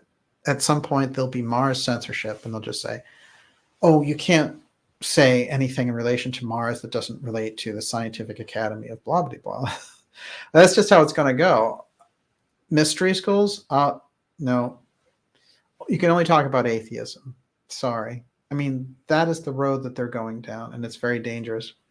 I remember very distinctly a red line that took place, and it was when the New York Post went to run a story during the election that related to Hunter Biden's laptop and the incredible crimes that were listed there, the pornography, and just the horror show of that. And the New York Post, one of the oldest newspapers in America, published the story, and Twitter and Jack Dorsey the psychopath who takes ice baths 3 times a day, and is afraid of his masters whipping him at Davos, when he gets there. So he has to do this political censorship, but allow child pornography on his networks. He takes down the New York Post, saying, you can't run the story. New York Post was the news organization. They had their own checks and they had their own internal editorial process. Twitter doesn't have anything like that. Twitter's a freak show. But they took it down, and on top of that, they removed President Trump's ability to tweet. Think about it. The strongest, the most powerful individual on the planet who has control of the nuclear arsenal and would be the leader of the free world is silenced by a little weirdo somewhere in Tech Village. And that became a major piece. And they had hearings immediately afterwards, and they had Ted Cruz yelling at him or whatever, but that's when things should have been changed, because they were preventing information from coming forward. And they, of course, exist under all kinds of protections and get all kinds of tax breaks and everything else by pretending to be an open platform. So when they weren't, and then when they stopped the president from tweeting, which is hard, it's a hard thing to think that in America we ever got to a point where a company could be able to do that even. This was remarkable. So that was one of those things where we just went sideways, and then it's been progressively. Of course, it was building up before that when they were throwing people off of the social media networks. But we have to understand they want to prevent this conversation, this interaction. They want to prevent these types of facts from reaching you and you reaching back and us interacting on it. Those are the types of things that they want to stop. They need to stop them. They love fluff. They, if you go to the front of YouTube, it's like, someone screaming, I found this great cheese grater or something. They want the Home Shopping Network. Right. It's always somebody making this expression going, oh. Exactly. So, we have to be very aware of that, the nature of the reality of the situation. So we're going to, what's amazing is if they push it too far, they'll create an equal and opposite reaction. And that's going to be very interesting. And we're already seeing some aspects of that. But I want to sort of take a snapshot of where we are with it. Okay, yes, what do you got? By the way, did you talk about Bannon yet, or are you saving that? No, I still have it. Okay, all right. You're right, though. I wanted to make sure I included this. So Jens Engelsgaard says, theosophy, quote, yeah. The earth is the spiritual school of improving one's ability to love through the experience of choosing between pain and suffering. Suffering is to not want to learn. Learning is painful. That's true. That's really true. Well, no pain, no gain. This is really true. This is one thing that Gurdjieff has this incredible quote with Ouspensky when they're talking, and he says, I brought you all of these fascinating students. What do you think? Can you work with them? And he said, look, the number one problem I have with these students is they all think that roast pheasant is going to fly into their mouth. I guess roast pheasant was a very elaborate dinner in that period. But this is basically the problem, which is when people get around spiritual things, we have to realize that a lot of it is about making that effort and getting that kind of powerful reward as a result. And too many of the people who were showing up for Gurdjieff just expected him to dole it out. And so they were thinking, hey, I'm going to walk in there and roast pheasant is going to fly into my mouth. Okay, a couple of quick things. That is Annie Besant with Gandhi. And she is leading him in his fight for Indian independence, and he gets it. Think about Annie Besant. Think about where she came from. She was the unhappy wife of a repressive Christian minister and she fought very hard to get out of the marriage, and he took the daughter and all this. And then she became a political voice in England, and they really wanted to push her around and give her a hard time. And there were girls who were working in factories, and they were getting subject to chemicals that were doing things like making their hair fall out and all this. And she led these marches through the streets, and this is the echo, this is the force that eventually winds up liberating all of India. And then it's Gandhi who will then take that force and transfer it to MLK, who studies all of Gandhi's nonviolent methods, and lo and behold, creates the entire civil rights movement in America, opening all those things up. So, this is how that ripple works. It is the consistent effort on a spiritual level.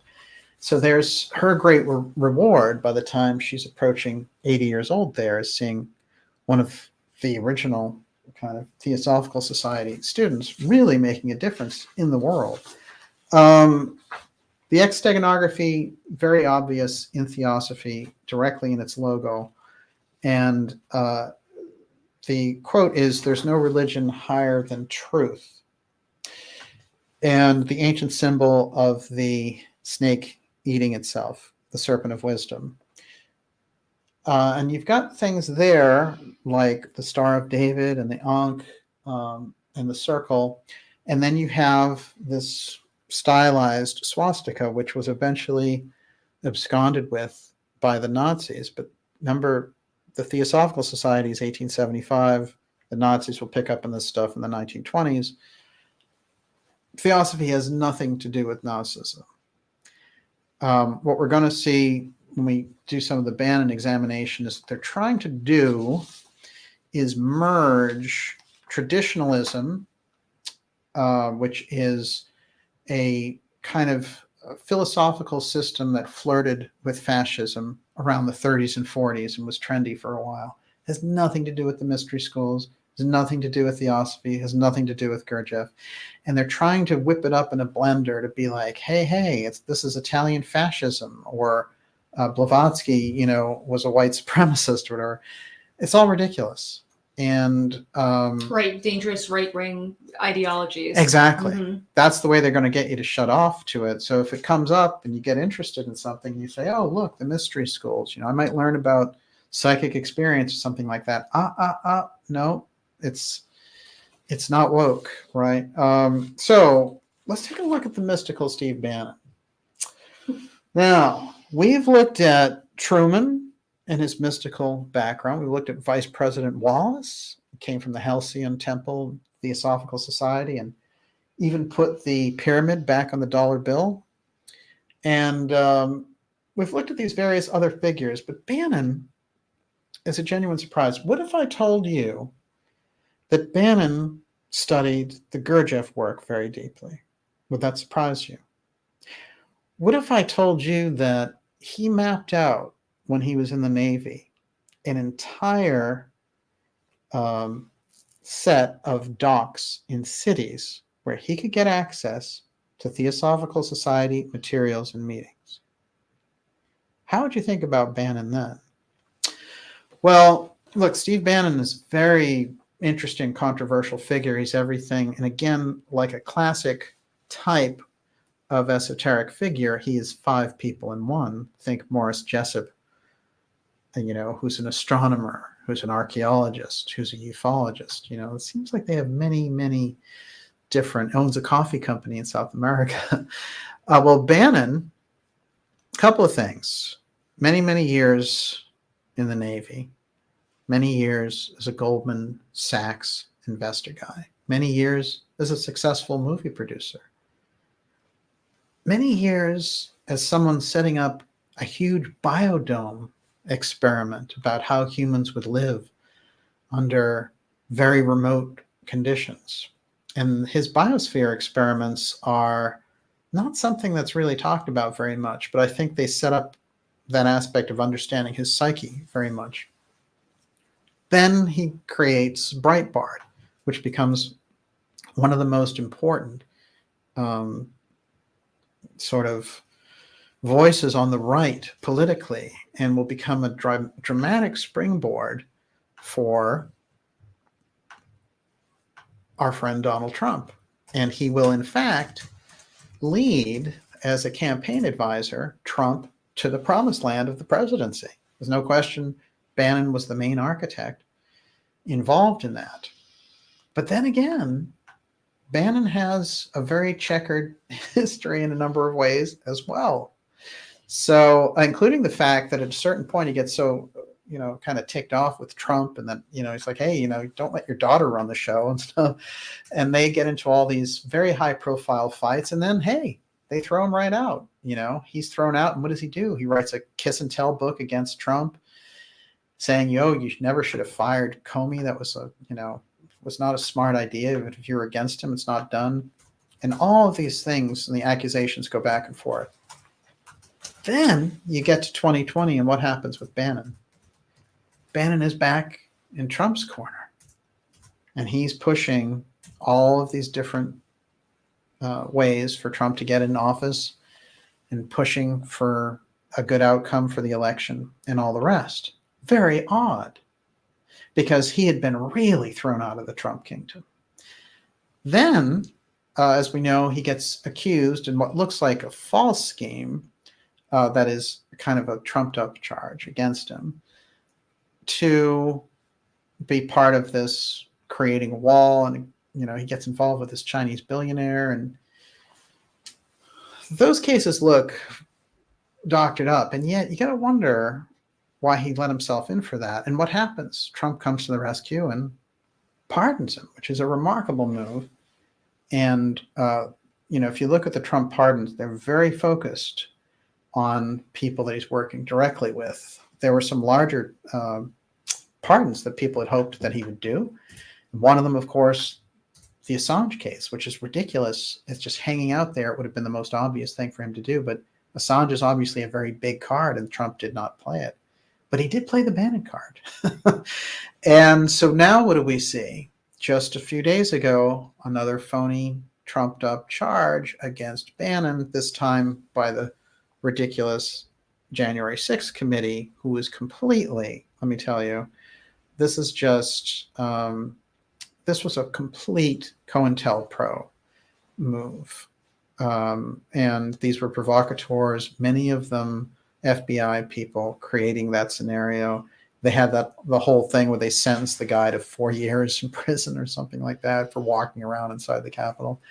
I mean, this is really absurd. And there are so many strange things about the deep event of that setup for January 6th was to create a domestic terrorism bill and make you and I the new Al-Qaeda. That's basically it. Anyone who objected to the Biden administration, who's hovering around in the 20% approval rating because of the lousy leadership, because he's Stepford Biden, he's not even in there. Somebody else is running that program. So we're in a weird situation with that. But let's go back to Bannon for a second. Bannon spends 6 months training on retreats with Jacob Needleman in the mountains of California. Jacob Needleman is one of the top Gurdjieff writers and analysts, and runs his own Gurdjieff groups, is a consciousness explorer and just very well respected as a great balance of scientific information mixed with the mystical stuff. And he has a great understanding of the Gurdjieff work. He's written some very interesting, successful books about the Gurdjieff work. What is it that gets Bannon into Gurdjieff, where he spends years and years studying it with some of the top Gurdjieff people? What is it that we see in the reflection of the mystery schools around this chapter of our politics? And let's also remember, he has a map of every port that he goes into where he can go to the bookstore and get his theosophical books or his meetings, whatever it happens to be, set up. And that's when he's in the Navy. That's in 79, 80. This guy has a deep history with the mystery school ideal. And in that mystery school ideal, there are separations of people, of men in history, women in history, women in time, women against time, men of destiny. You know, these different types of concepts come in when you get into levels. But when you get into the Gurdjieff work, it's very straight. It's the war against sleep. Mm. And the general thing is we exist in a kind of slumber. So a very quick piece, you know, I've done a number of shows on the Gurdjieff and Ouspensky work here on this program. But I will say this, that I think that Bannon's role working with Needleman and the Gurdjieff work shows which groups are active here. And the Gurdjieff group is active through figures like Bannon. This is interesting to me because, of course, anybody can pick up and appropriate the work of a particular mystery school, and it doesn't say anything about that school. It's just the person appropriating it and then working it for their own purposes. But let's look at just a couple of the Gurdjieff precepts for a moment. One of them is that we have a series of eyes, individual identities inside of us, and that things on the outside happen and shift us into different eyes. When you do the Gurdjieff work, they will actually have you name the different types of eyes that you are. So you can think of it as going into different moods, but they refer to them as different individuals. And the problem is that each eye, when it moves into a different person, becomes kind of king for a day. So somebody is kind of like a spendthrift, and they, you know, they write the check for that $5,000. Can I attest to this? Yes. I mean, I can feel, as many of you know, I'm a massage therapist, and I can feel when I'm in the middle of a massage when it's almost like Sybil, right? I'm in a certain mode and I'm thinking a certain way, and then all of a sudden it's almost like I'm opening up my eyes for the first time. My consciousness has shifted, different belief systems, different mood, everything. And I go, oh, a new eye has emerged, right? Yes. The wheel has turned. That is so fascinating. Well,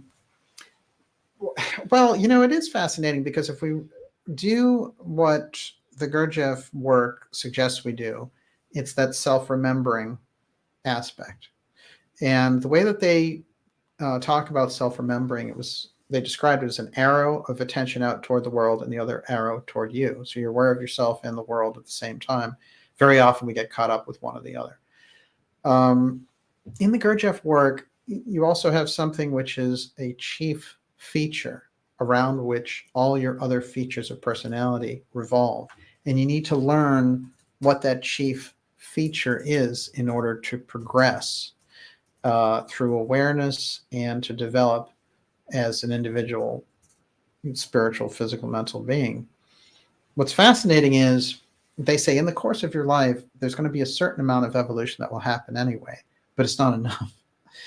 And what you need to do is take on this extra level of attention and awareness so that the more aware that you become, the more energy becomes, mental awareness energy flows into you. Now, this is very interesting because there are all sorts of examples in the Gurdjieff work about getting caught up with different things. You know, he classically says, some people think that they are deeply Christian, but then if someone makes them angry, then they're ready to roast them on hot coals. So they've absorbed one half of the teaching, but they don't know how to control the other half of their entity. One of the great things that he brought forward was this idea about what to do and how to do it. And I'm very fond of this, bringing this out, because I think it gives us a real key to what the mystery schools are all about. The what to do, for example, for the religious person, you know, it is turn the other cheek, right? Which is Christ gives the commandment in the New Testament. If somebody strikes you in your right cheek, turn the other one instead of hitting them back. So this is very interesting because nobody had ever done that before. Everything in the Old Testament was an eye for an eye. You know, if you want to fight, you're going to get a fight. So Christ is laying out something very deep, very deep principle.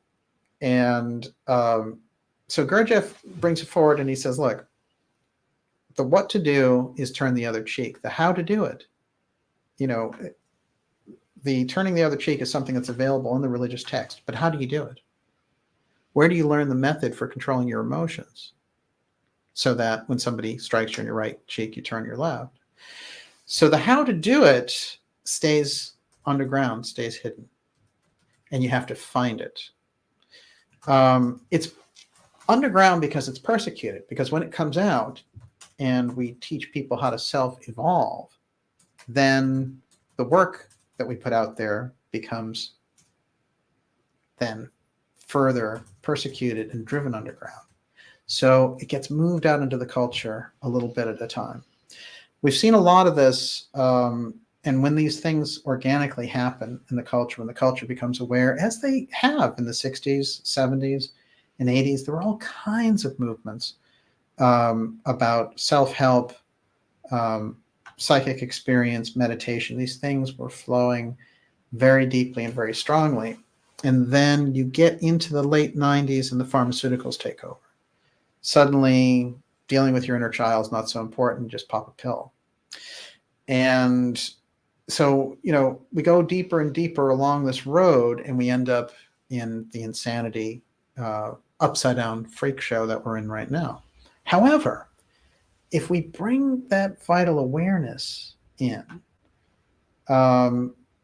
then what happens is the actual conditions around us and the way we interact with them start to change.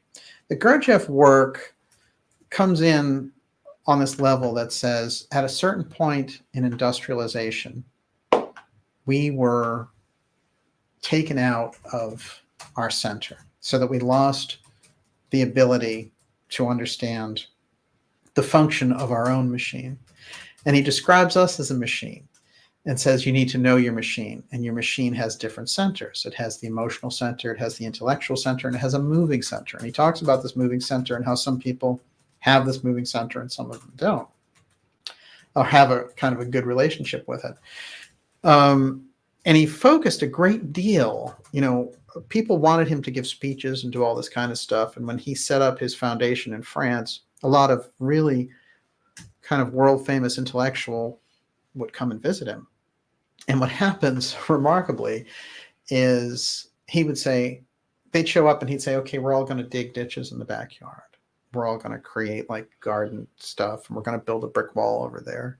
And a lot of them would show up and be like, what? We're not going to do this. But one of them who shows up and does all this and really gets into it is René Guénon.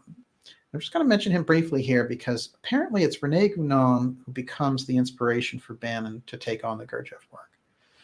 And there is an interesting book that Guénon wrote about Gurdjieff, and it's a very thin little book about his meetings with him. But I think it's very telling, and it probably gives us the key for Bannon's relationship with that mystery school key and why he walked through that door and became one of the students of Jacob Needleman, who was, as I mentioned, one of the major Gurdjieff teachers.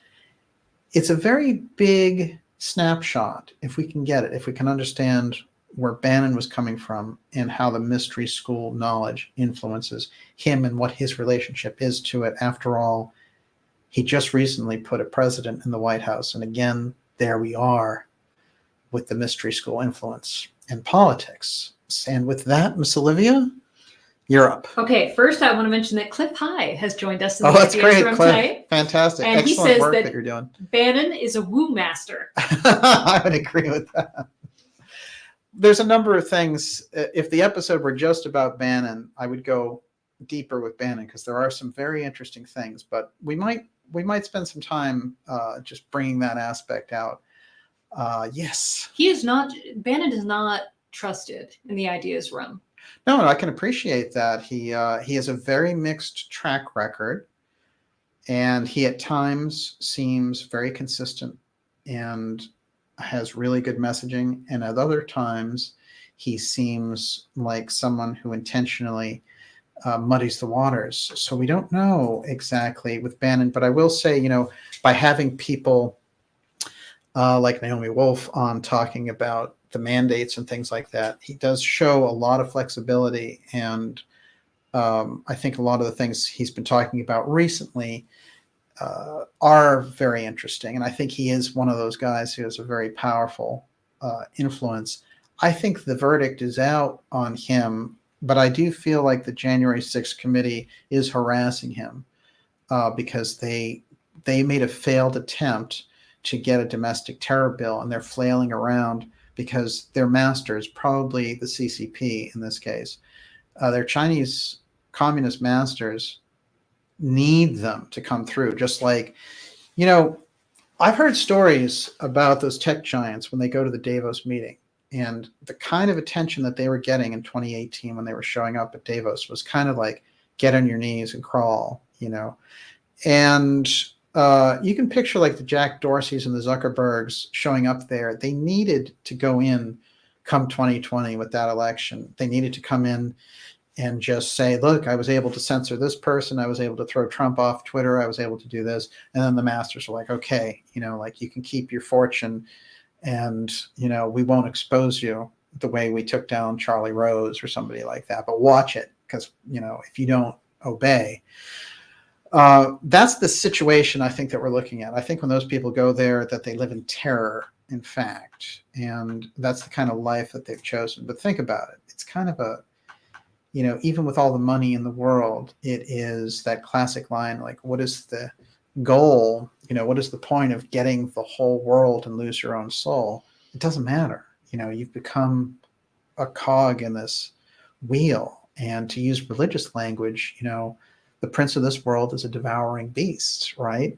So that's who they align themselves with. So we have to remember the level of evil that you kind of go parallel with. And when I say this, I want it to be known that, like, I think the language is very important. Do you remember that when a lot of these things were coming up and people were getting revealed or exposed, there was like a day-to-day thing where people wanted, hey, this person's a satanic blah, blah, blah, whatever, and they would elect somebody and boom. And a lot of those people were very deserving as well.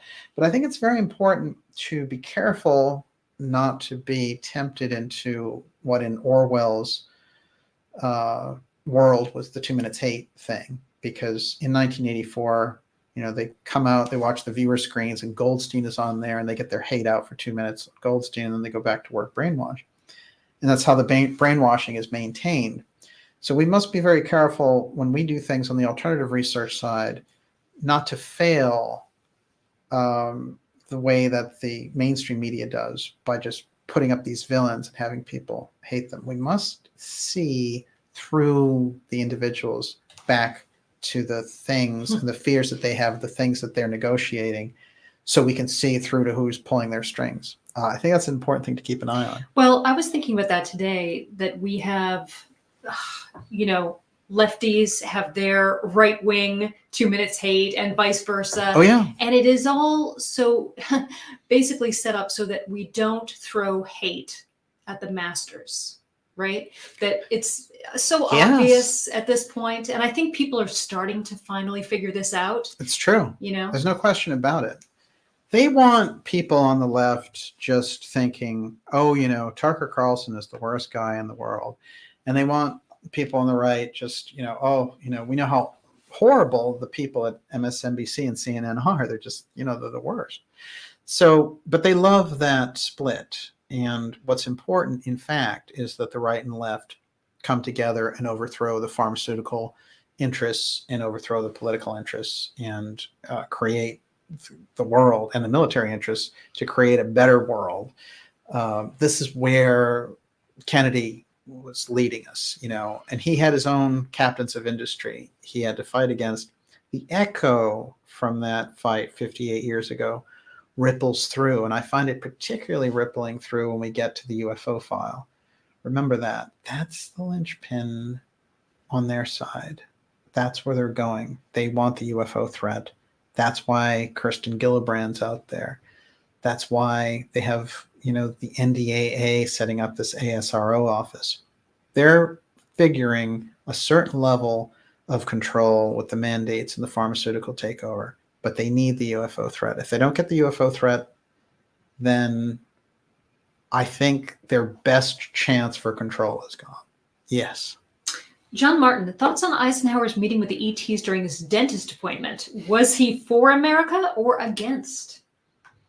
Eisenhower was certainly for America. Yeah. He unfortunately, the Hunts and Hunt Oil controlled a lot of his campaign, and so he owed them a lot. In fact, they even took care of the note on his ranch that he had to pay off.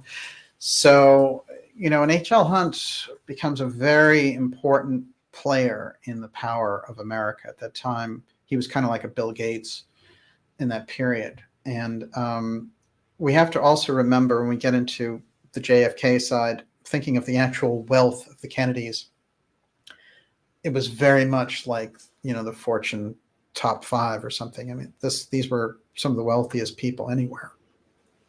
So for them to come into office without owing anything to anybody, was beyond the pale. And we have to remember too, when we go into these presidents, and I will answer your question, but when we go into these presidents, it's very important. Like when Kennedy, I mentioned earlier, was coming up and was running for president, that establishment, Roosevelt, Eleanor Roosevelt, Harry Truman, all those people were against him.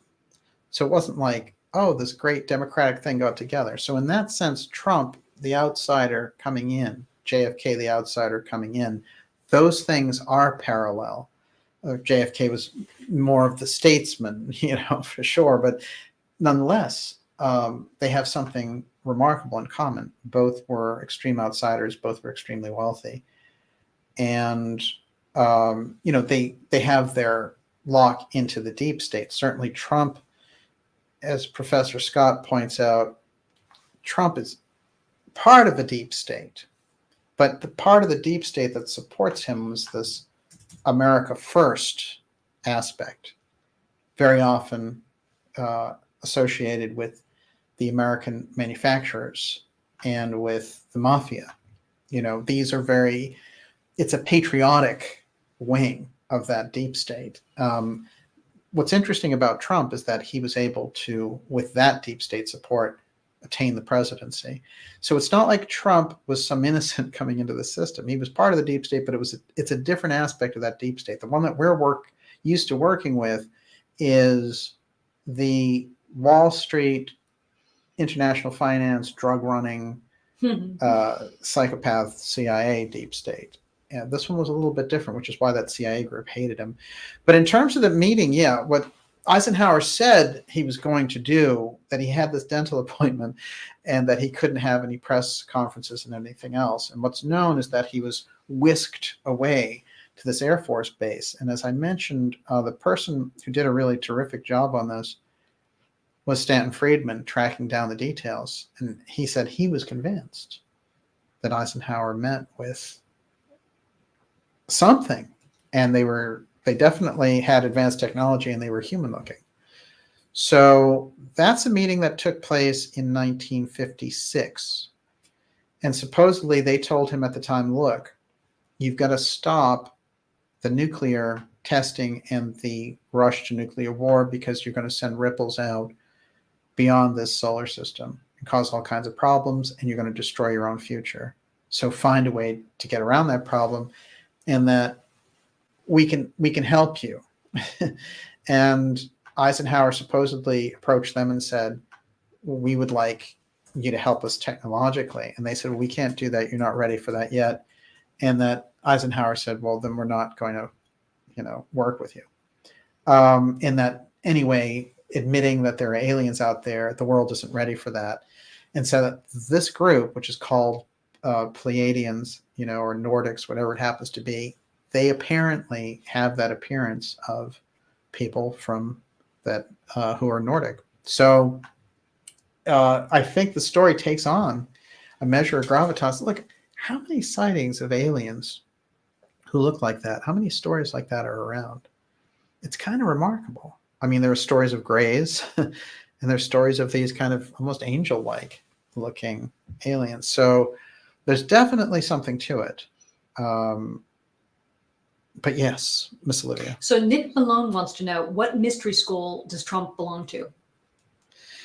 Well, Trump, I have a picture of him with Norman Vincent Peale, which is who was his basic spiritual mentor for many, many years. And that's the whole New Thought group that comes out of the work of William James and others.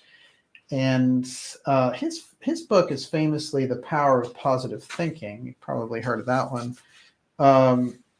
And Norman Vincent Peale was somebody who instructed not only Trump, but Nixon and Reagan. He had a really good relationship with them. But, with Trump, he's part of the family. He goes, Peale would be there for weddings and anything important. I think it's important for us to remember that Trump's positive edge, I'm the greatest and all that kind of language stuff, sounds very much like the New Thought aspects. But then when you go deeper with New Thought, you're not just looking at a fad of positive thinking or whatever. That's a deep connection on the mystery school side. And those are associative schools. So you're going to find in there, my feeling on this is it's a Rosicrucian connection that comes through New Thought. And that's the one that I think Trump is most active with on that side. And that links in on the European side to anthroposophy, because the anthroposophical tradition of Western initiators, Christian Rosenkreuz, that is the Rosy Cross, So the Rosicrucians have that mystical Western initiator tradition. And we know that Steiner comes directly out of that and was approached by Rosicrucian masters before his creating anthroposophy. Yes. So Trump is Scottish. So, what about, the Scottish rite of Freemasonry? Well, his mother's maiden name is Christ. We know that. There's a lot of very interesting aspects in relation to Trump, but certainly the Freemasonry should be there and obvious, but he isn't openly, even though he's a builder and he does all these things, he's not openly part of the Masonic tradition. But do I think that there's a deep connection with Masonry there? Yeah. He does seem to be somebody who likes to call his own shots. I think he made two large mistakes in office. One was Operation Warp Speed, which was a complete disaster and was caving to all the wrong interests. And I think he has that weight. He's going to carry that weight until he disavows most of that. And the other was the assassination of Soleimani, which that was a CIA action. And if anything, and of course the third thing is not releasing the JFK records, which Mike Pompeo, who was the CIA director but became the really terrible Secretary of State for him, and was just a real drag on the Trump administration, instructed him that the CIA needed to keep these records. And of course, we go back to the conversation with Napolitano, who's saying now, he talked to Trump almost every day, Napolitano, for a while until they had a falling out. And he said when those records came up that Trump said, Andrew, trust me, there's no way. If you saw them, you couldn't release them. Trust me. So now I'm wondering about the aspects that he saw in there. I mean, are there aspects to the UFO file in there? Is that the real block? Is that the problem? Well, Trump and his son, they alluded to the UFO file. They did. Right? Mm-hmm. Actually, Trump's son loves talking with him about aliens and Roswell. I think Trump's son is very canny about what works. And I think that he wants Trump to get more behind, the things that are working and be more open about it. I remember that there were rumors being passed all around in the last 2 weeks of the Trump administration that he was going to do to embarrass the deep state by releasing the Kennedy records and the UFO file. And some of those, rumors were being thrown around, like Newsmax was throwing it around, Jack Posobiec, these types of people, these types of figures. So where were they hearing that? And was Trump rolling that out there saying, if you're going to railroad me, I'm going to railroad you back? But it didn't happen. obviously. But Trump did something remarkable, which we reported on this show, and it was last November when he enacted along with, well, it was Christopher Miller as well, but he enacted JFK's National Security Action Memorandum 57, which stripped the CIA of its ability to do paramilitary operations, which is pretty much all that they do. And it turned it back to the Joint Chiefs. And at the time, in 1962, when he put that together, the Joint Chiefs wouldn't activate it because they were afraid of an all-out war with the CIA back then. Can you imagine the level the CIA is at now? But Trump activated before he left office. And so we know January 7th that it went into effect. Very strange. No more support for the CIA and all those covert ops they're so famous for. I'm sure, and Ezra Cohen was the one who oversaw that ceremony, I am sure that the Biden administration found a way to get around that, because the CIA seems happy as a clam right now. Yes. Okay, you were talking about Pompeo. Red in the Valley wants to know, what is Daniel's opinion on why Pompeo was looking for the return of a pharaoh tomb a couple of years ago? Oh, interesting. Return of a pharaoh tomb. Yes. Well, do me a favor and send to dj@darkjournalist.com anything you know about that. I'd be happy to look into it. Yeah, that sounds definitely. It rings a bell, but it doesn't ring enough of a bell. Yes. Okay. I wanted to go back to Rosicrucianism. Stoic Hand Grenade wants to know, have you tried to join the Order of the Rosy Cross? If they are carriers of hidden knowledge for humanity's good, why not arm ourselves with the same knowledge they use for good? Enemy of my enemy. They say they are a mystery school and that they're the most recent carriers of the Atlantean knowledge. Very interesting. Oh, sure. Look, there's a lot of groups. I explain these categorizations. Here's the way to look at it. What you're talking about, however, is a public meeting group. So you've got public meeting groups, you've got private meeting groups, and you've got arcane schools, you have lesser schools, and then you have the mystery schools. So I don't think the mystery schools aren't something that really want to be found. This is the nature of how they conduct their business. It's very hard to find it legitimate. Somebody can say, hey, for $777, join my mystery school. I see that all the time. It doesn't have anything to do with a mystery school. It's just you're reading about mystery knowledge, or they're doing some kind of program, or it's like, some dumb thing that David Wilcock dreamed of. It doesn't have anything to do with the actual information. A real mystery school is very hard to discover. I can tell you that the public versions of the mystery schools and their offshoots, a number of them came through after the Gurdjieff schools with the Bennett schools. So you have public mystery schools. Theosophy certainly was a mystery school.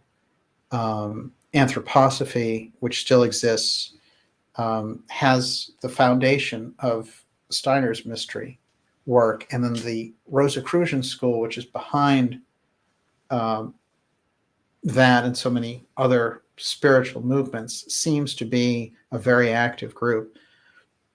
A group that just calls themselves Rosicrucian, I would think, probably takes after the practice of Rosicrucianism and studies the precepts. But so it's a study group, which is fine. But it's, in terms of what you're talking about, it's joining with the mystery schools. They're not very easy to find. So, it's it's like that Supreme Court justice said about pornography. You know it when you see it. Something as important as that will be life-changing enough. But things happen when you're ready for it. For some, good reading or reading with a group or exercises with a group is a lot.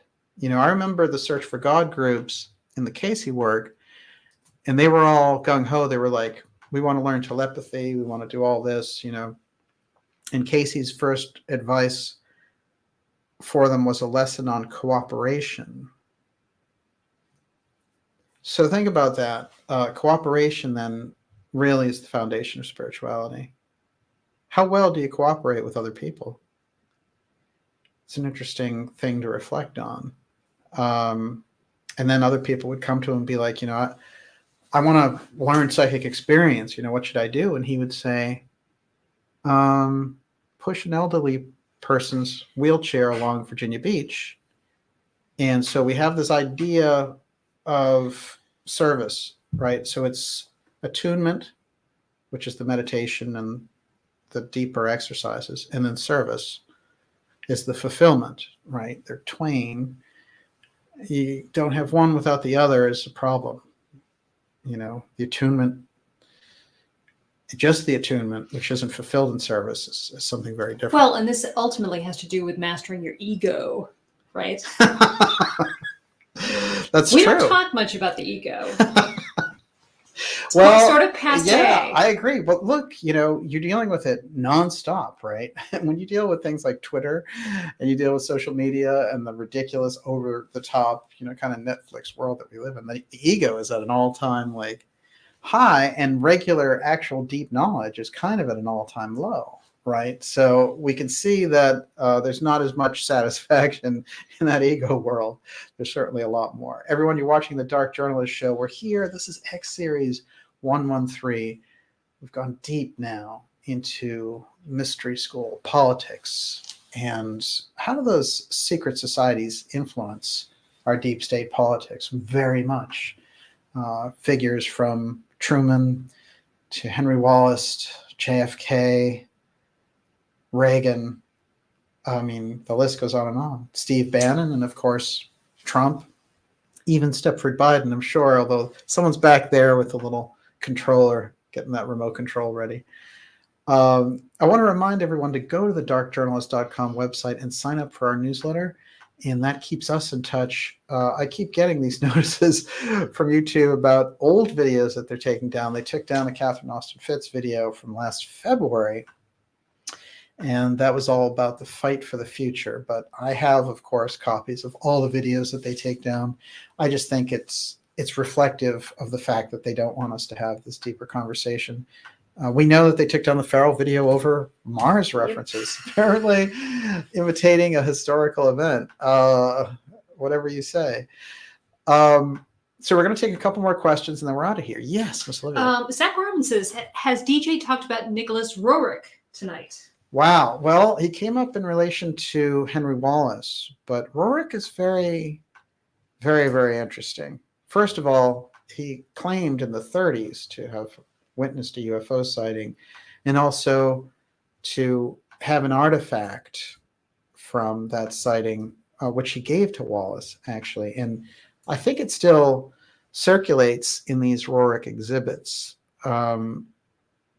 His art is very unusual, and like a kind of Frank Molina, I think the art is kind of a front for something else. But his wife was certainly a mystic, and they would go off to these journeys of the Far East, and Wallace thought that they were going to Shambhala to meet with the masters and come back and give him and FDR these messages. And he has a whole series of letters about this.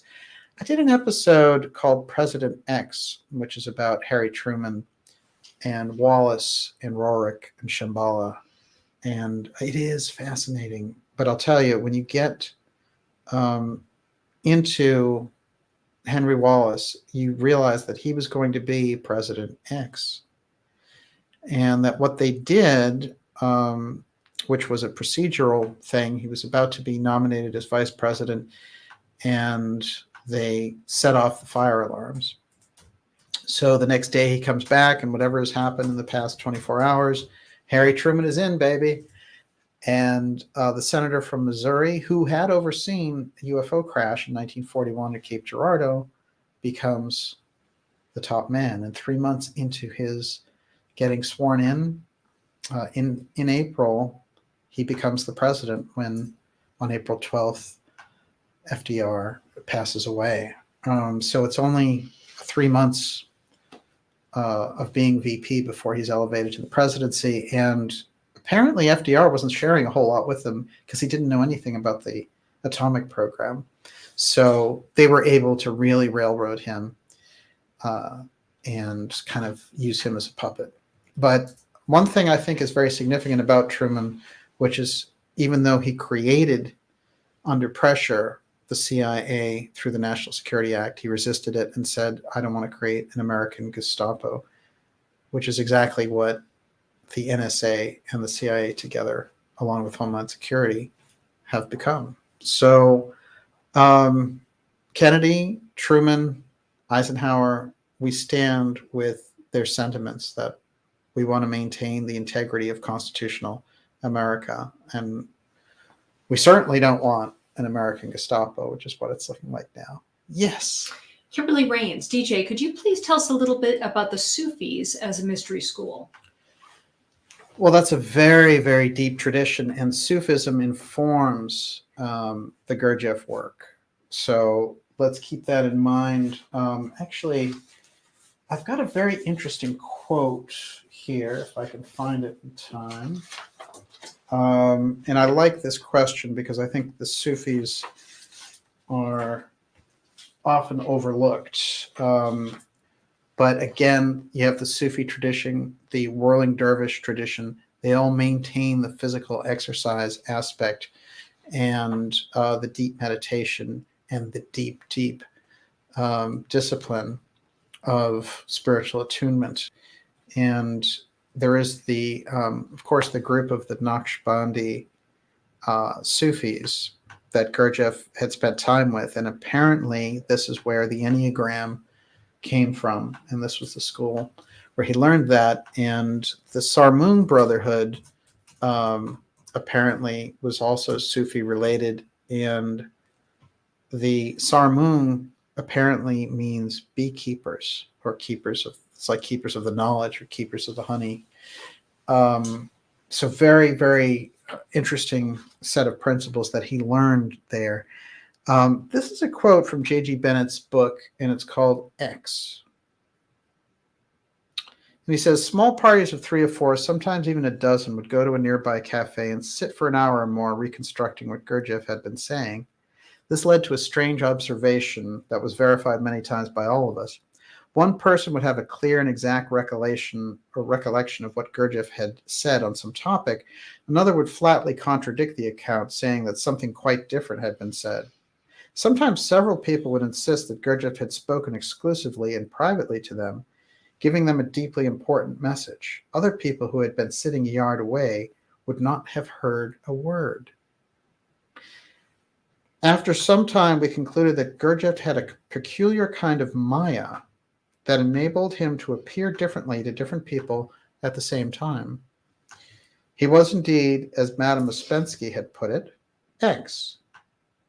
To convey some impression of his infinite variety, 40 people, men and women, who saw most of him at the various periods of his life, would have to write 40 different books. Unfortunately, most of those who could have written of him have died, leaving little or no record of their experience. This is very interesting. When you become adept inside those mystery schools, the qualities that you have for communication, appearance. I remember Ouspensky tells a story of Gurdjieff seeing off his students and looking one way, and then he gets on this plane and looks out at them, and he's totally different. He's changed his appearance entirely. So he's a shapeshifter, and he also, when he is dying, he is in the hospital, and Bennett has seen him, and he figures, oh, he's going to die now. And then he goes into the hallway, and he's like looking at a newspaper or something. He looks up, and Gurdjieff is coming down, dressed up, young, walking down the hospital corridor. Comes up to him, and he says, we have a lot of work to do, and you got to get yourself ready. And Bennett is shocked. So what's going on here? Where did this guy come from? He's completely regenerated. This doesn't make any sense. He was different. And of course, Gurdjieff dies 3 days later or something, but he maintains these abilities till the very end. And those abilities aren't very understood. I don't think we understand what it takes to transform our appearance and our communication levels. But apparently, we have the ability to hear on different levels. And these are some of the things I think we can learn inside of the Gurdjieff work, inside of this mystery school work. Yes. Informed Dissent says the original name for Weishaupt's Illuminati was the Beekeepers. Oh, interesting. Huh.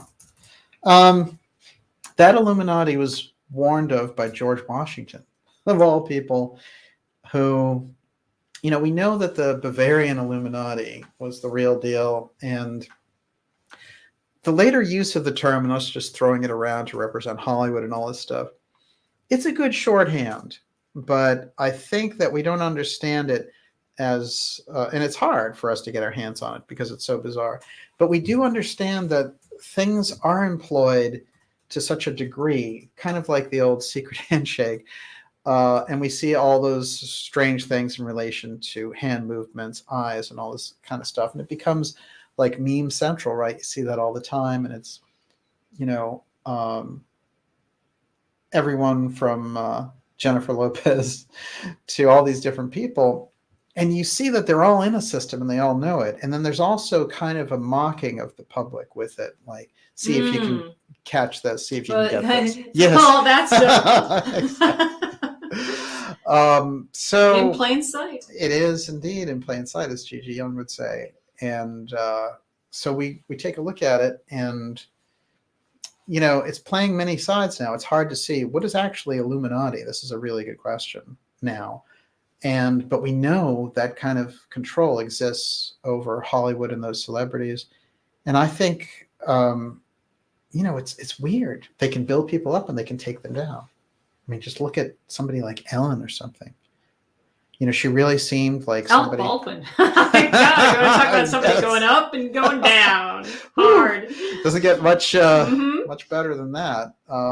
Everyone, you're watching the Dark Journalist Show. Okay, we're going to take a couple more questions, and then we're going to wind up the evening for you. It's great to be here with everyone. It's a huge crowd tonight. Unbelievable. And we are indeed getting deep on mystery school politics. We've all learned there's a lot going on under the surface. And when you get, our good friends at the New York Times talking about that good old Gurdjieff and his music, and the Washington Post talking about Casey, and, shucks, that eclipse is going right past his graveyard, and the BBC saying we have to get rid of this Steiner school stuff.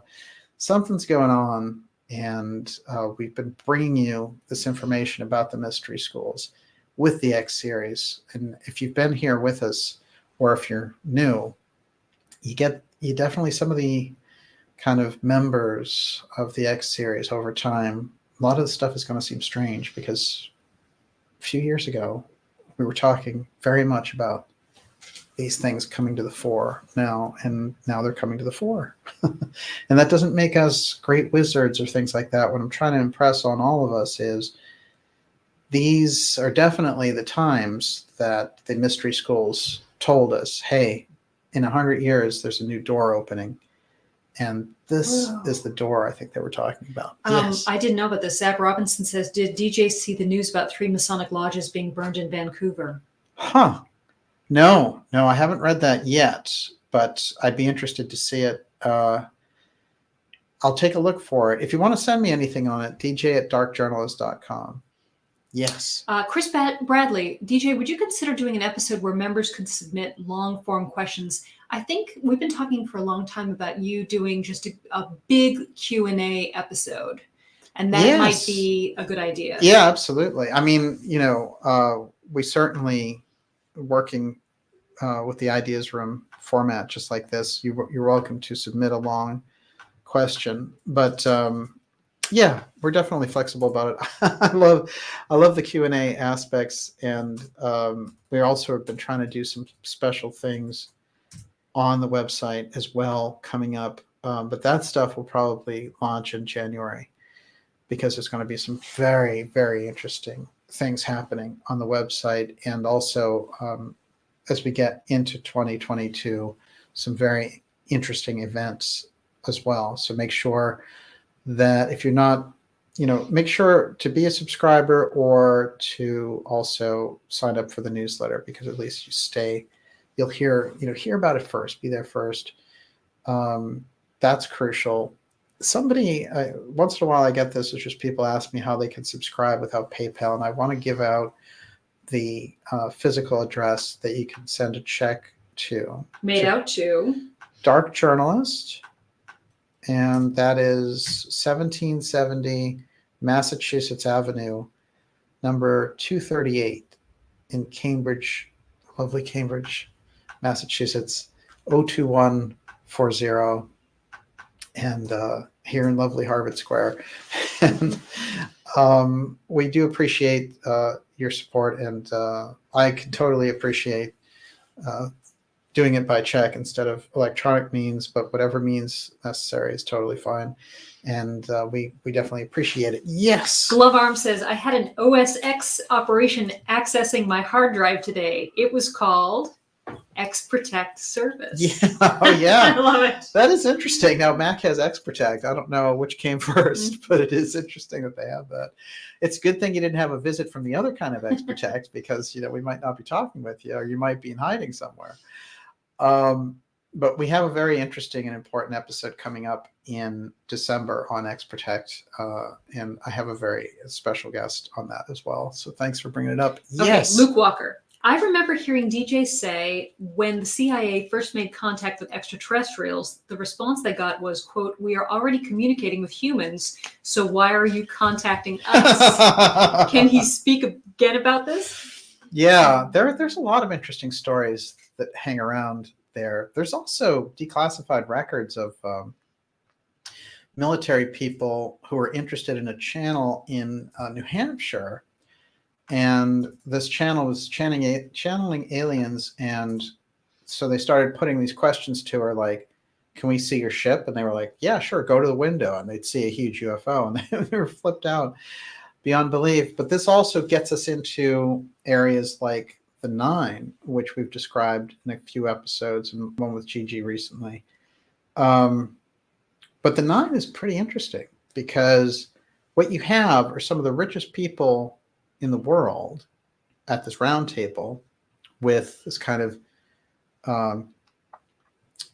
doctor who is from India, and he is opening up this channel to the Nine.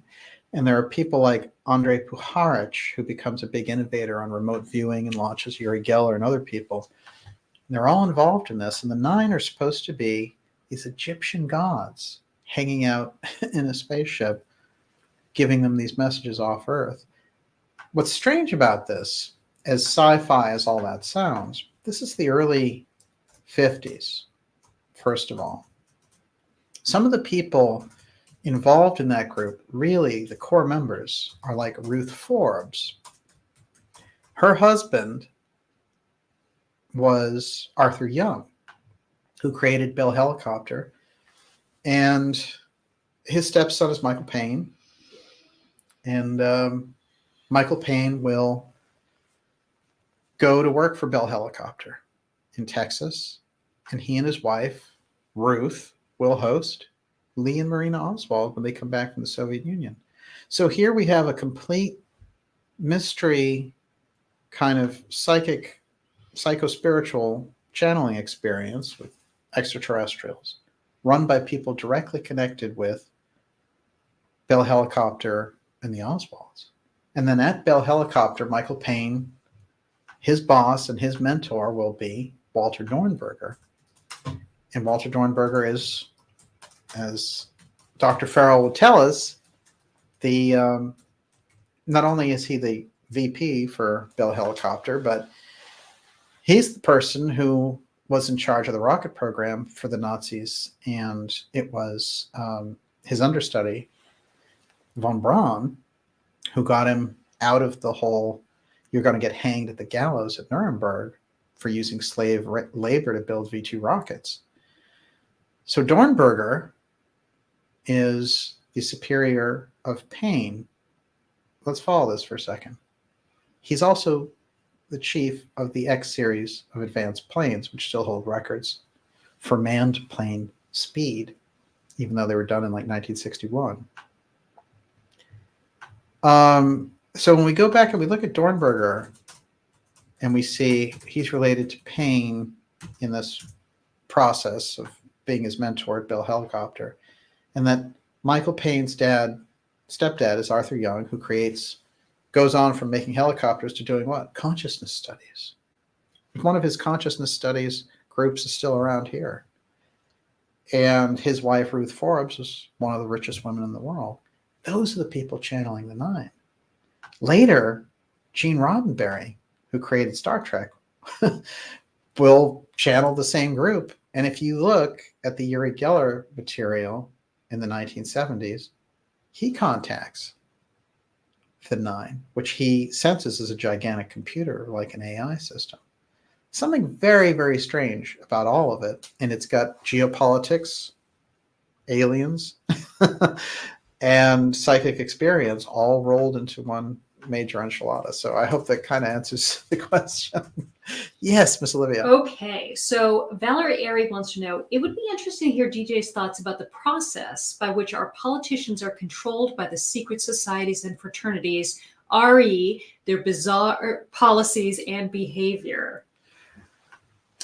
Well, I think especially in politics now, we're dealing with ex-left, the major extreme left, black arts, secret societies. That's who I think is running the political show right now. I think there's an influence of the higher mystery schools, the right-hand path schools, that come out of that higher tradition. But I think the process is dominated by the kind of black magic groups. And I think they have the ability to offer a lot. But I think that they regard their minions exactly like that. I think they regard them as minions, and that they want them to do what they want them to do, and they want them to shut up about it, or they'll take away all their goodies. But I think that the types of control that they're looking for on the mystery school end of things is, I believe that they're trying to channel and bring through with projects like CERN, with projects that we don't know about. I think they're trying to bring through entities from other dimensions. I think that they've reached a level where, they want to be kind of a high-tech Aleister Crowley. They want IWAS to give them the new doctrine from the astral plane, and they want to use technological means to do that. This is where the transhumanism comes in, which is highly occult and not very understood by the culture. And this is where Steiner's eighth sphere comes in, because so much of the eighth sphere is a virtual reality projection of oneself, the avatar. And that whole process is to trap humanity and human souls into the eighth sphere. That's the harmonic technology process that Rudolf Steiner warned about. And it would sound like a science fiction movie, except we're seeing it. And we're also seeing the kind of open harvesting of humanity. So we have to use our awareness to be aware of the harmonic force. That's one. And then two, the eighth sphere generating. And, there's a few things about the eighth sphere. We've brought it forward in this program, but fundamentally it is a sphere that's being built by darker astral forces to trap humanity into believing it's a natural progression, soul evolution. But it actually is a left turn, and souls get trapped in that eighth sphere. And that is the goal, because apparently spiritually what would happen is we would move along and leave the lower astral forces behind. But the way that this is set up, we would get trapped, and they would maintain their dominance and be able to harvest humanity over many thousands of years. That's the kind of outcome that the harmonic forces are looking for. And so it is, it is a classic good and evil thing, but I think the virtual reality and the metaverse and all that junk that they're pushing, they want you to live inside of their electronic matrix, but they want you to project your consciousness in there. Yes. Philip K. Dick Film Festival says eighth sphere equals the metaverse. Yeah, I just mentioned that. Isn't that funny? There's no question. It's so much easier to see now, isn't it? That thing was one of the creepiest things they ever laid out there. I mean, beyond creepy. And I was shocked at how horrible that whole rollout was. But, you know, and that logo is so weird. It just looks like, ugh. You know, you guys are billionaires, and this is the best thing you can come up with. It's amazing, isn't it? All the creativity just go. A couple of quick things here. This is from that little frontline series of lectures, The Transcendental Universe, C.G. Harrison. I call this really being a reporter being on the front lines of the Mystery School Wars. But I'm just going to read a little something, and it relates to Madame Blavatsky and these schools. And he says, he's talking about occult imprisonment, which is something that happened with Blavatsky. And she went forward and she was saying, I want to join your mystery school. I have all the knowledge and all the rest. And they realized she was a fantastic character. But they said, look, there's something in your past politically, and, you know, we don't trust you. And she was outraged. And she said, well, I'm going to go to France and I'll reveal all these secrets. So they decided to put her in occult imprisonment. This is very interesting. And I'll read directly from the book. And he says, now, though I am treading on thin ice, I must add a few words in partial explanation of the mysterious phrase, in prison.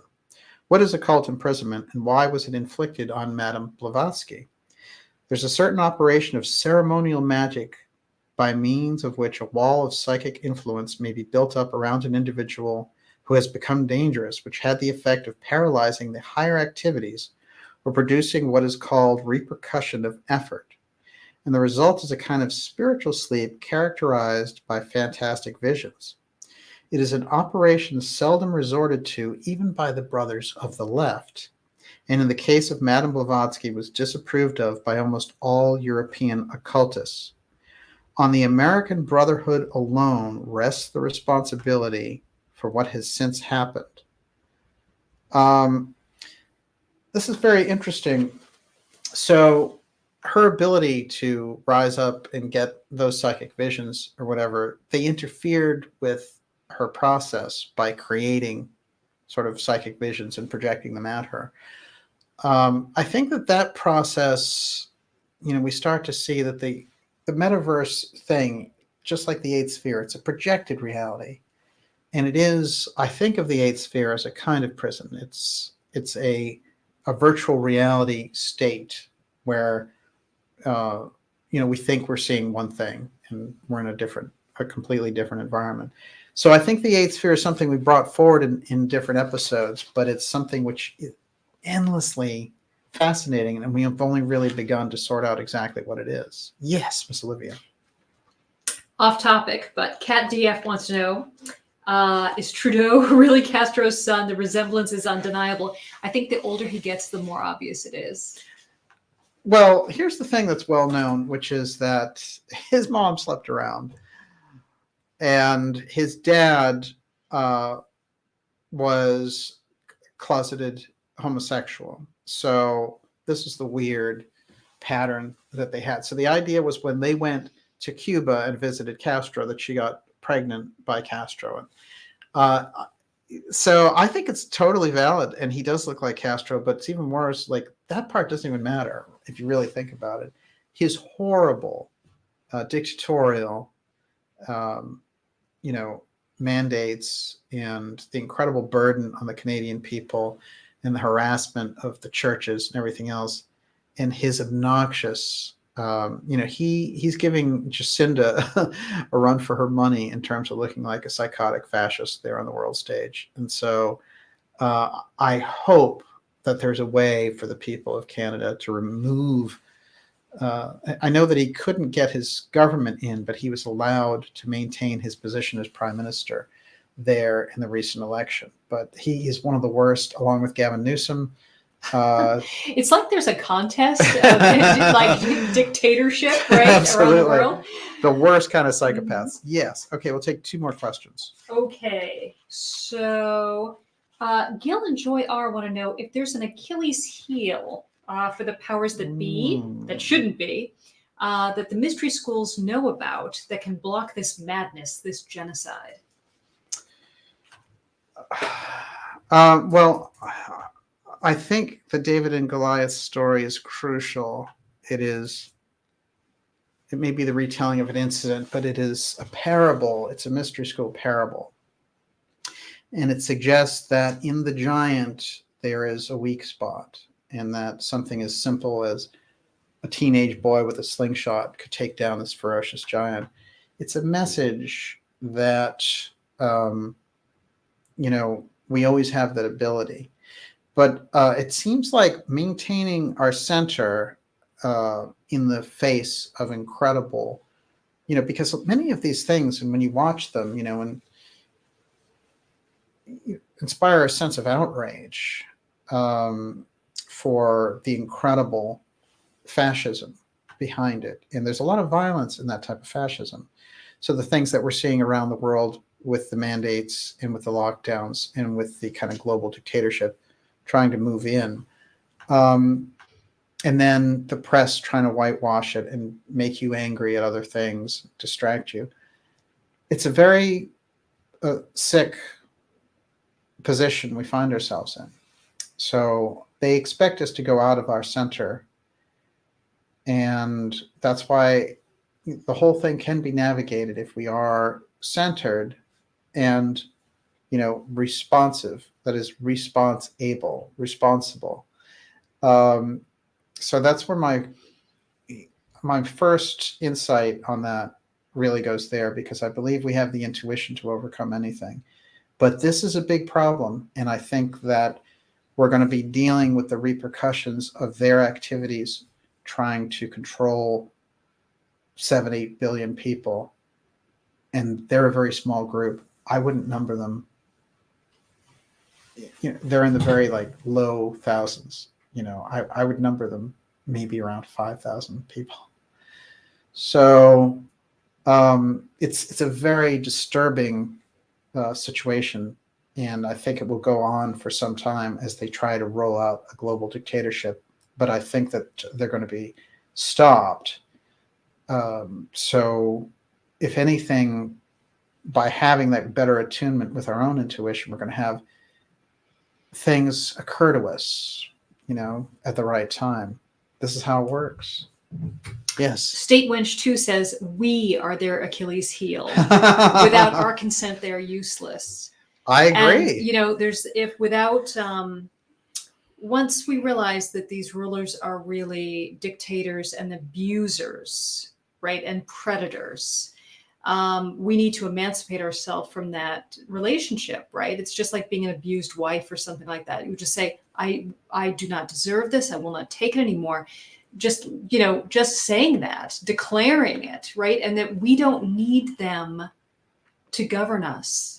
I mean, this is a huge transformation that's taking place. Really true. And it's unfortunately, it's not going to take place without mayhem and violence and bloodshed, right?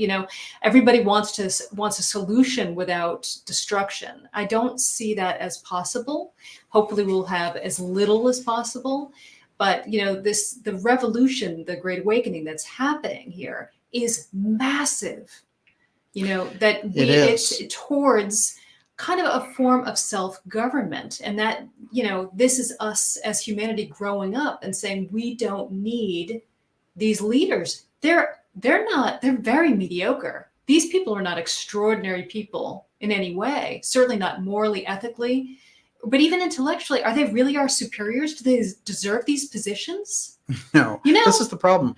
The further along we've gotten technologically, the lower the level of leadership has become. So right now it's an upside down situation. I actually think the people on the ground have grown. I think humanity is ready to grow. I think the leadership is locked in a power dynamic, and they're using the technology to accentuate their power. It is a disturbing period that we've landed in. I'm going to close this episode. We'll take one more question, but I'm going to close this episode with another snapshot of this eighth sphere thing to give us all a picture of maybe where we're at on this.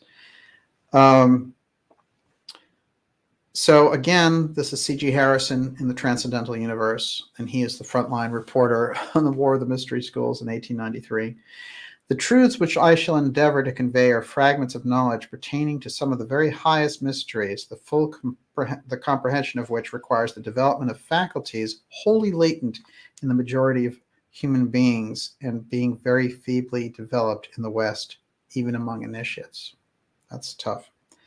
It will be my duty to explain to the best of my ability certain facts in connection, and he uses connection with an X, with a mystery known as the mystery of the eighth sphere, uses mystery twice there, which is a key to the problem of evil in the universe. It is sevenfold, and each of its minor mysteries is correlated to the sevenfold mystery of life on their 7 planes of consciousness. I know this is esoteric, but let's go with it. Now, I'm well aware that there are many occultists who say the subject ought not to be brought before the public at all and object to the very name being mentioned. Remember, the eighth sphere, the virtual reality realm. Some of them have been endeavoring to alarm my good friend, Mr. Blank, who has cautioned me to be careful whom I admit in these lectures. In reply to such persons, it's due to myself to say I'm breaking no oath or violating no confidence. These lectures were advertised in the public journal, and all who choose to attend them are welcome. I regret to be obliged to differ from many persons who I hold in the highest respect as to whether or not the times are ripe for mentioning these subjects. They have been mentioned prudently or imprudently and are familiar to all who have taken an interest in the theosophical movement. What is more, they are being thought about, and I'm convinced in my own mind that under the circumstances, the continuation of the policy of total silence hitherto observed is less prudent than guarded speech. When we consider that an immense mass of knowledge has already been made public, which, through to all appearances, frozen at its source, must inevitably thaw in the coming century. I humbly submit that it is wiser to dig trenches than to risk a devastating flood. The first person, however, to profane the mysteries was Mr. Sennett, the author of Esoteric Buddhism, a book that made a considerable sensation, as he was the first to make public the information that there is an eighth sphere and a mystery connected with it of which he is ignorant. So what I want to say about that and why it's so important is it illustrates very well the problem of the mystery schools. They say, should I release this information? Somebody else already brought a piece of it out, but it was incorrect. But I also don't want to, put this information out there because humanity may not be ready for it.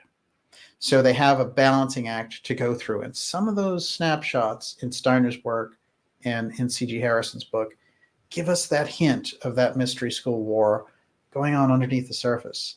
And we get a better idea of who they are and their incredible abilities to help move the culture forward, and also some of those secret societies that are doing everything they can to hinder the efforts of people like you and I to discover these truths. So the more that we can, kind of move with these ideas and things that we talk about in the Ideas from and on this program, the more will serve the purpose of raising our own ability to see the truths about these very, very mystical matters indeed. And with that, Miss Olivia, your last question. It's all on you. Do you want to talk about JFK Revisited? Oh, fantastic documentary. And they brought so many things forward in that. Basically, this is Oliver Stone coming back after 30 years and saying, here's everything I've learned after making the movie, and all these incredible things have come out. So much of the story is gone now. The magic bullet is completely gone. All the evidence for it, all that stuff is junk. Oswald being the shooter, there's no way to substantiate he was on the 6th floor and it wasn't his gun, and on we could go. And of course, he wasn't who they said he was, because he was actually working for Guy Bannister, who was a right-winger. So therefore, none of the story about Oswald makes sense, except that he was being used by the CIA and he was just set up as their patsy. So these are the aspects, just like the Malcolm X case got changed recently. These are the things that needs to be changed in our history. But here's the real kicker of the whole thing. Why was Kennedy assassinated ultimately? And we know that the people who pulled the trigger were in that deep state, and the CIA was their front. So this is the crucial aspect. And as we come up on Monday on 58 years of the JFK assassination, it echoes. That echo is there. We can feel it. And it's the echo of what we're looking at is sort of, we're looking in the mirror of the country, and we're getting a distorted, almost like a carnival mirror distortion image back to us, because of the fact that they've kept the secret. They've kept the secret on the UFO file, and they've kept the secret on eliminating our leaders. And that's a history. That's an inherited history over time. So right now, we're in a schizophrenic situation between the leadership and the populace on the ground. And JFK Revisited really brings that forward. Now, I understand there's going to be 2 hours that'll be added to that. So there'll be a 4-hour Blu-ray of that. And of course, Stone has had tremendous problems getting that distributed in the United States. What kind of a repressive culture would try to ban a Blu-ray? Probably the same one that would try to take down the Catherine Fitz or Joseph Farrell video. So we're seeing it. We're living and moving among them, but we're bringing forward a totally different message, and that's the message that's going to win the day in the end. Miss Olivia, fantastic. I forgot to ask Najat's question, which was, whatever happened to Gina Haspel? Well, that was a lot of weird stories about Gina Haspel, including the idea that she was over there in Germany with this weird server that was clocking all the votes, and just odd stuff. But Haspel, she was another one. She was known as Bloody Gina, the CIA director, and because she had such a track record of torture in the Bush administration. And she was a terrible choice for CIA director. And somebody had talked Trump into that. I think it was Pompeo. So I think the real linchpins for Trump on the bad side were Pompeo and Haspel, certainly. But yeah, very mysterious character. And somebody who I think, just really operating very askew, even for a CIA director. And this is interesting because we're coming full circle talking about Kirsten Gillibrand, right? That there are so many women in positions of power right now. So the head of the FDA, the head of the CDC, we get Kirsten Gillibrand. It goes on and on. Oh, Janet Yellen, right? And it's this, trying to put a feminine face on an op, right? Yes. My dad, on a kind of genocidal op. My dad was a car salesman. And he said, as soon as women came in to start selling cars, because it was a guy's job for a long time, that they did great, because women naturally, people gravitate to women. They think they have more integrity, more honesty, more service oriented. And I think of that in, when we see these women who are put in positions of power, is that we will trust them because they're, the feminine sex, right? They're mothers. Oh, they wouldn't do anything to hurt children. They wouldn't, you know what I mean? And it's absolutely untrue. Remember Gretchen Whitmer? Yeah. I mean, they lowered her profile in a hurry. She's like, hey, you can't buy seeds. I remember that one. Wow. Yeah. Well, that's a really interesting insight. I think, it's always an individual thing, but women, I think have a tendency to have a higher ideal, and it's funny the way that they're used in politics. It's just, it usually is that system using that face, like you said. Well, it's like they're weaponizing what makes women wonderful, right? The illusion, right? Because they look a certain way, because they are a certain gender, it's weaponized against, our trust is being weaponized against us, our assumptions. But they struck out with Kamala Harris. That's for sure. All right. Woo. Everyone, thank you so much for being here. This has been X Series episode 113, Mystery School Politics. Great crowd and great questions. All right. Jen Psaki, right. The list goes on and on. Do you have a super chat I do. list? I have many people to Okay, thank. yes. Okay. Gillenjoy R., Robert Schneider, Jordan Banner, Isaac Marwell, Philip K. Dick Film Festival, Deborah Strayer, Josh Randall, Stephen, James Clements, Jason Mampilil, Bell Occult Fan, Thermobsterful, Neil Hart, Doreen Hewitt, Mark Lane, Nightline Legal, Tricky Vicky, Flash Gordon, Nacrius 3.7, PRBR, Luke Walker, Violet Lotus, and Gummy Bears, Ponton 21, Kat DF, and Brian Berner. Thank you so much for your generous donations. Fantastic. Well, we really appreciate your support. And thank you to all those who supported tonight and our subscribers, of course. You keep us going and doing the fantastic work that we want to do for you. And we have so much more of it coming. So thank you very much for all of your wonderful efforts to back us up. We will be back next Friday. And we also may have a surprise for you. On Monday, I'm going to run a stream that includes my 2 documentaries, on the one on Agent Oswald, the CIA Patsy, and also X Protect, the UFO File, Assassins. I might have some commentary with that, so watch for that on Monday night. And we will also, let me do a couple of shout outs here. Najat, it's great to see you.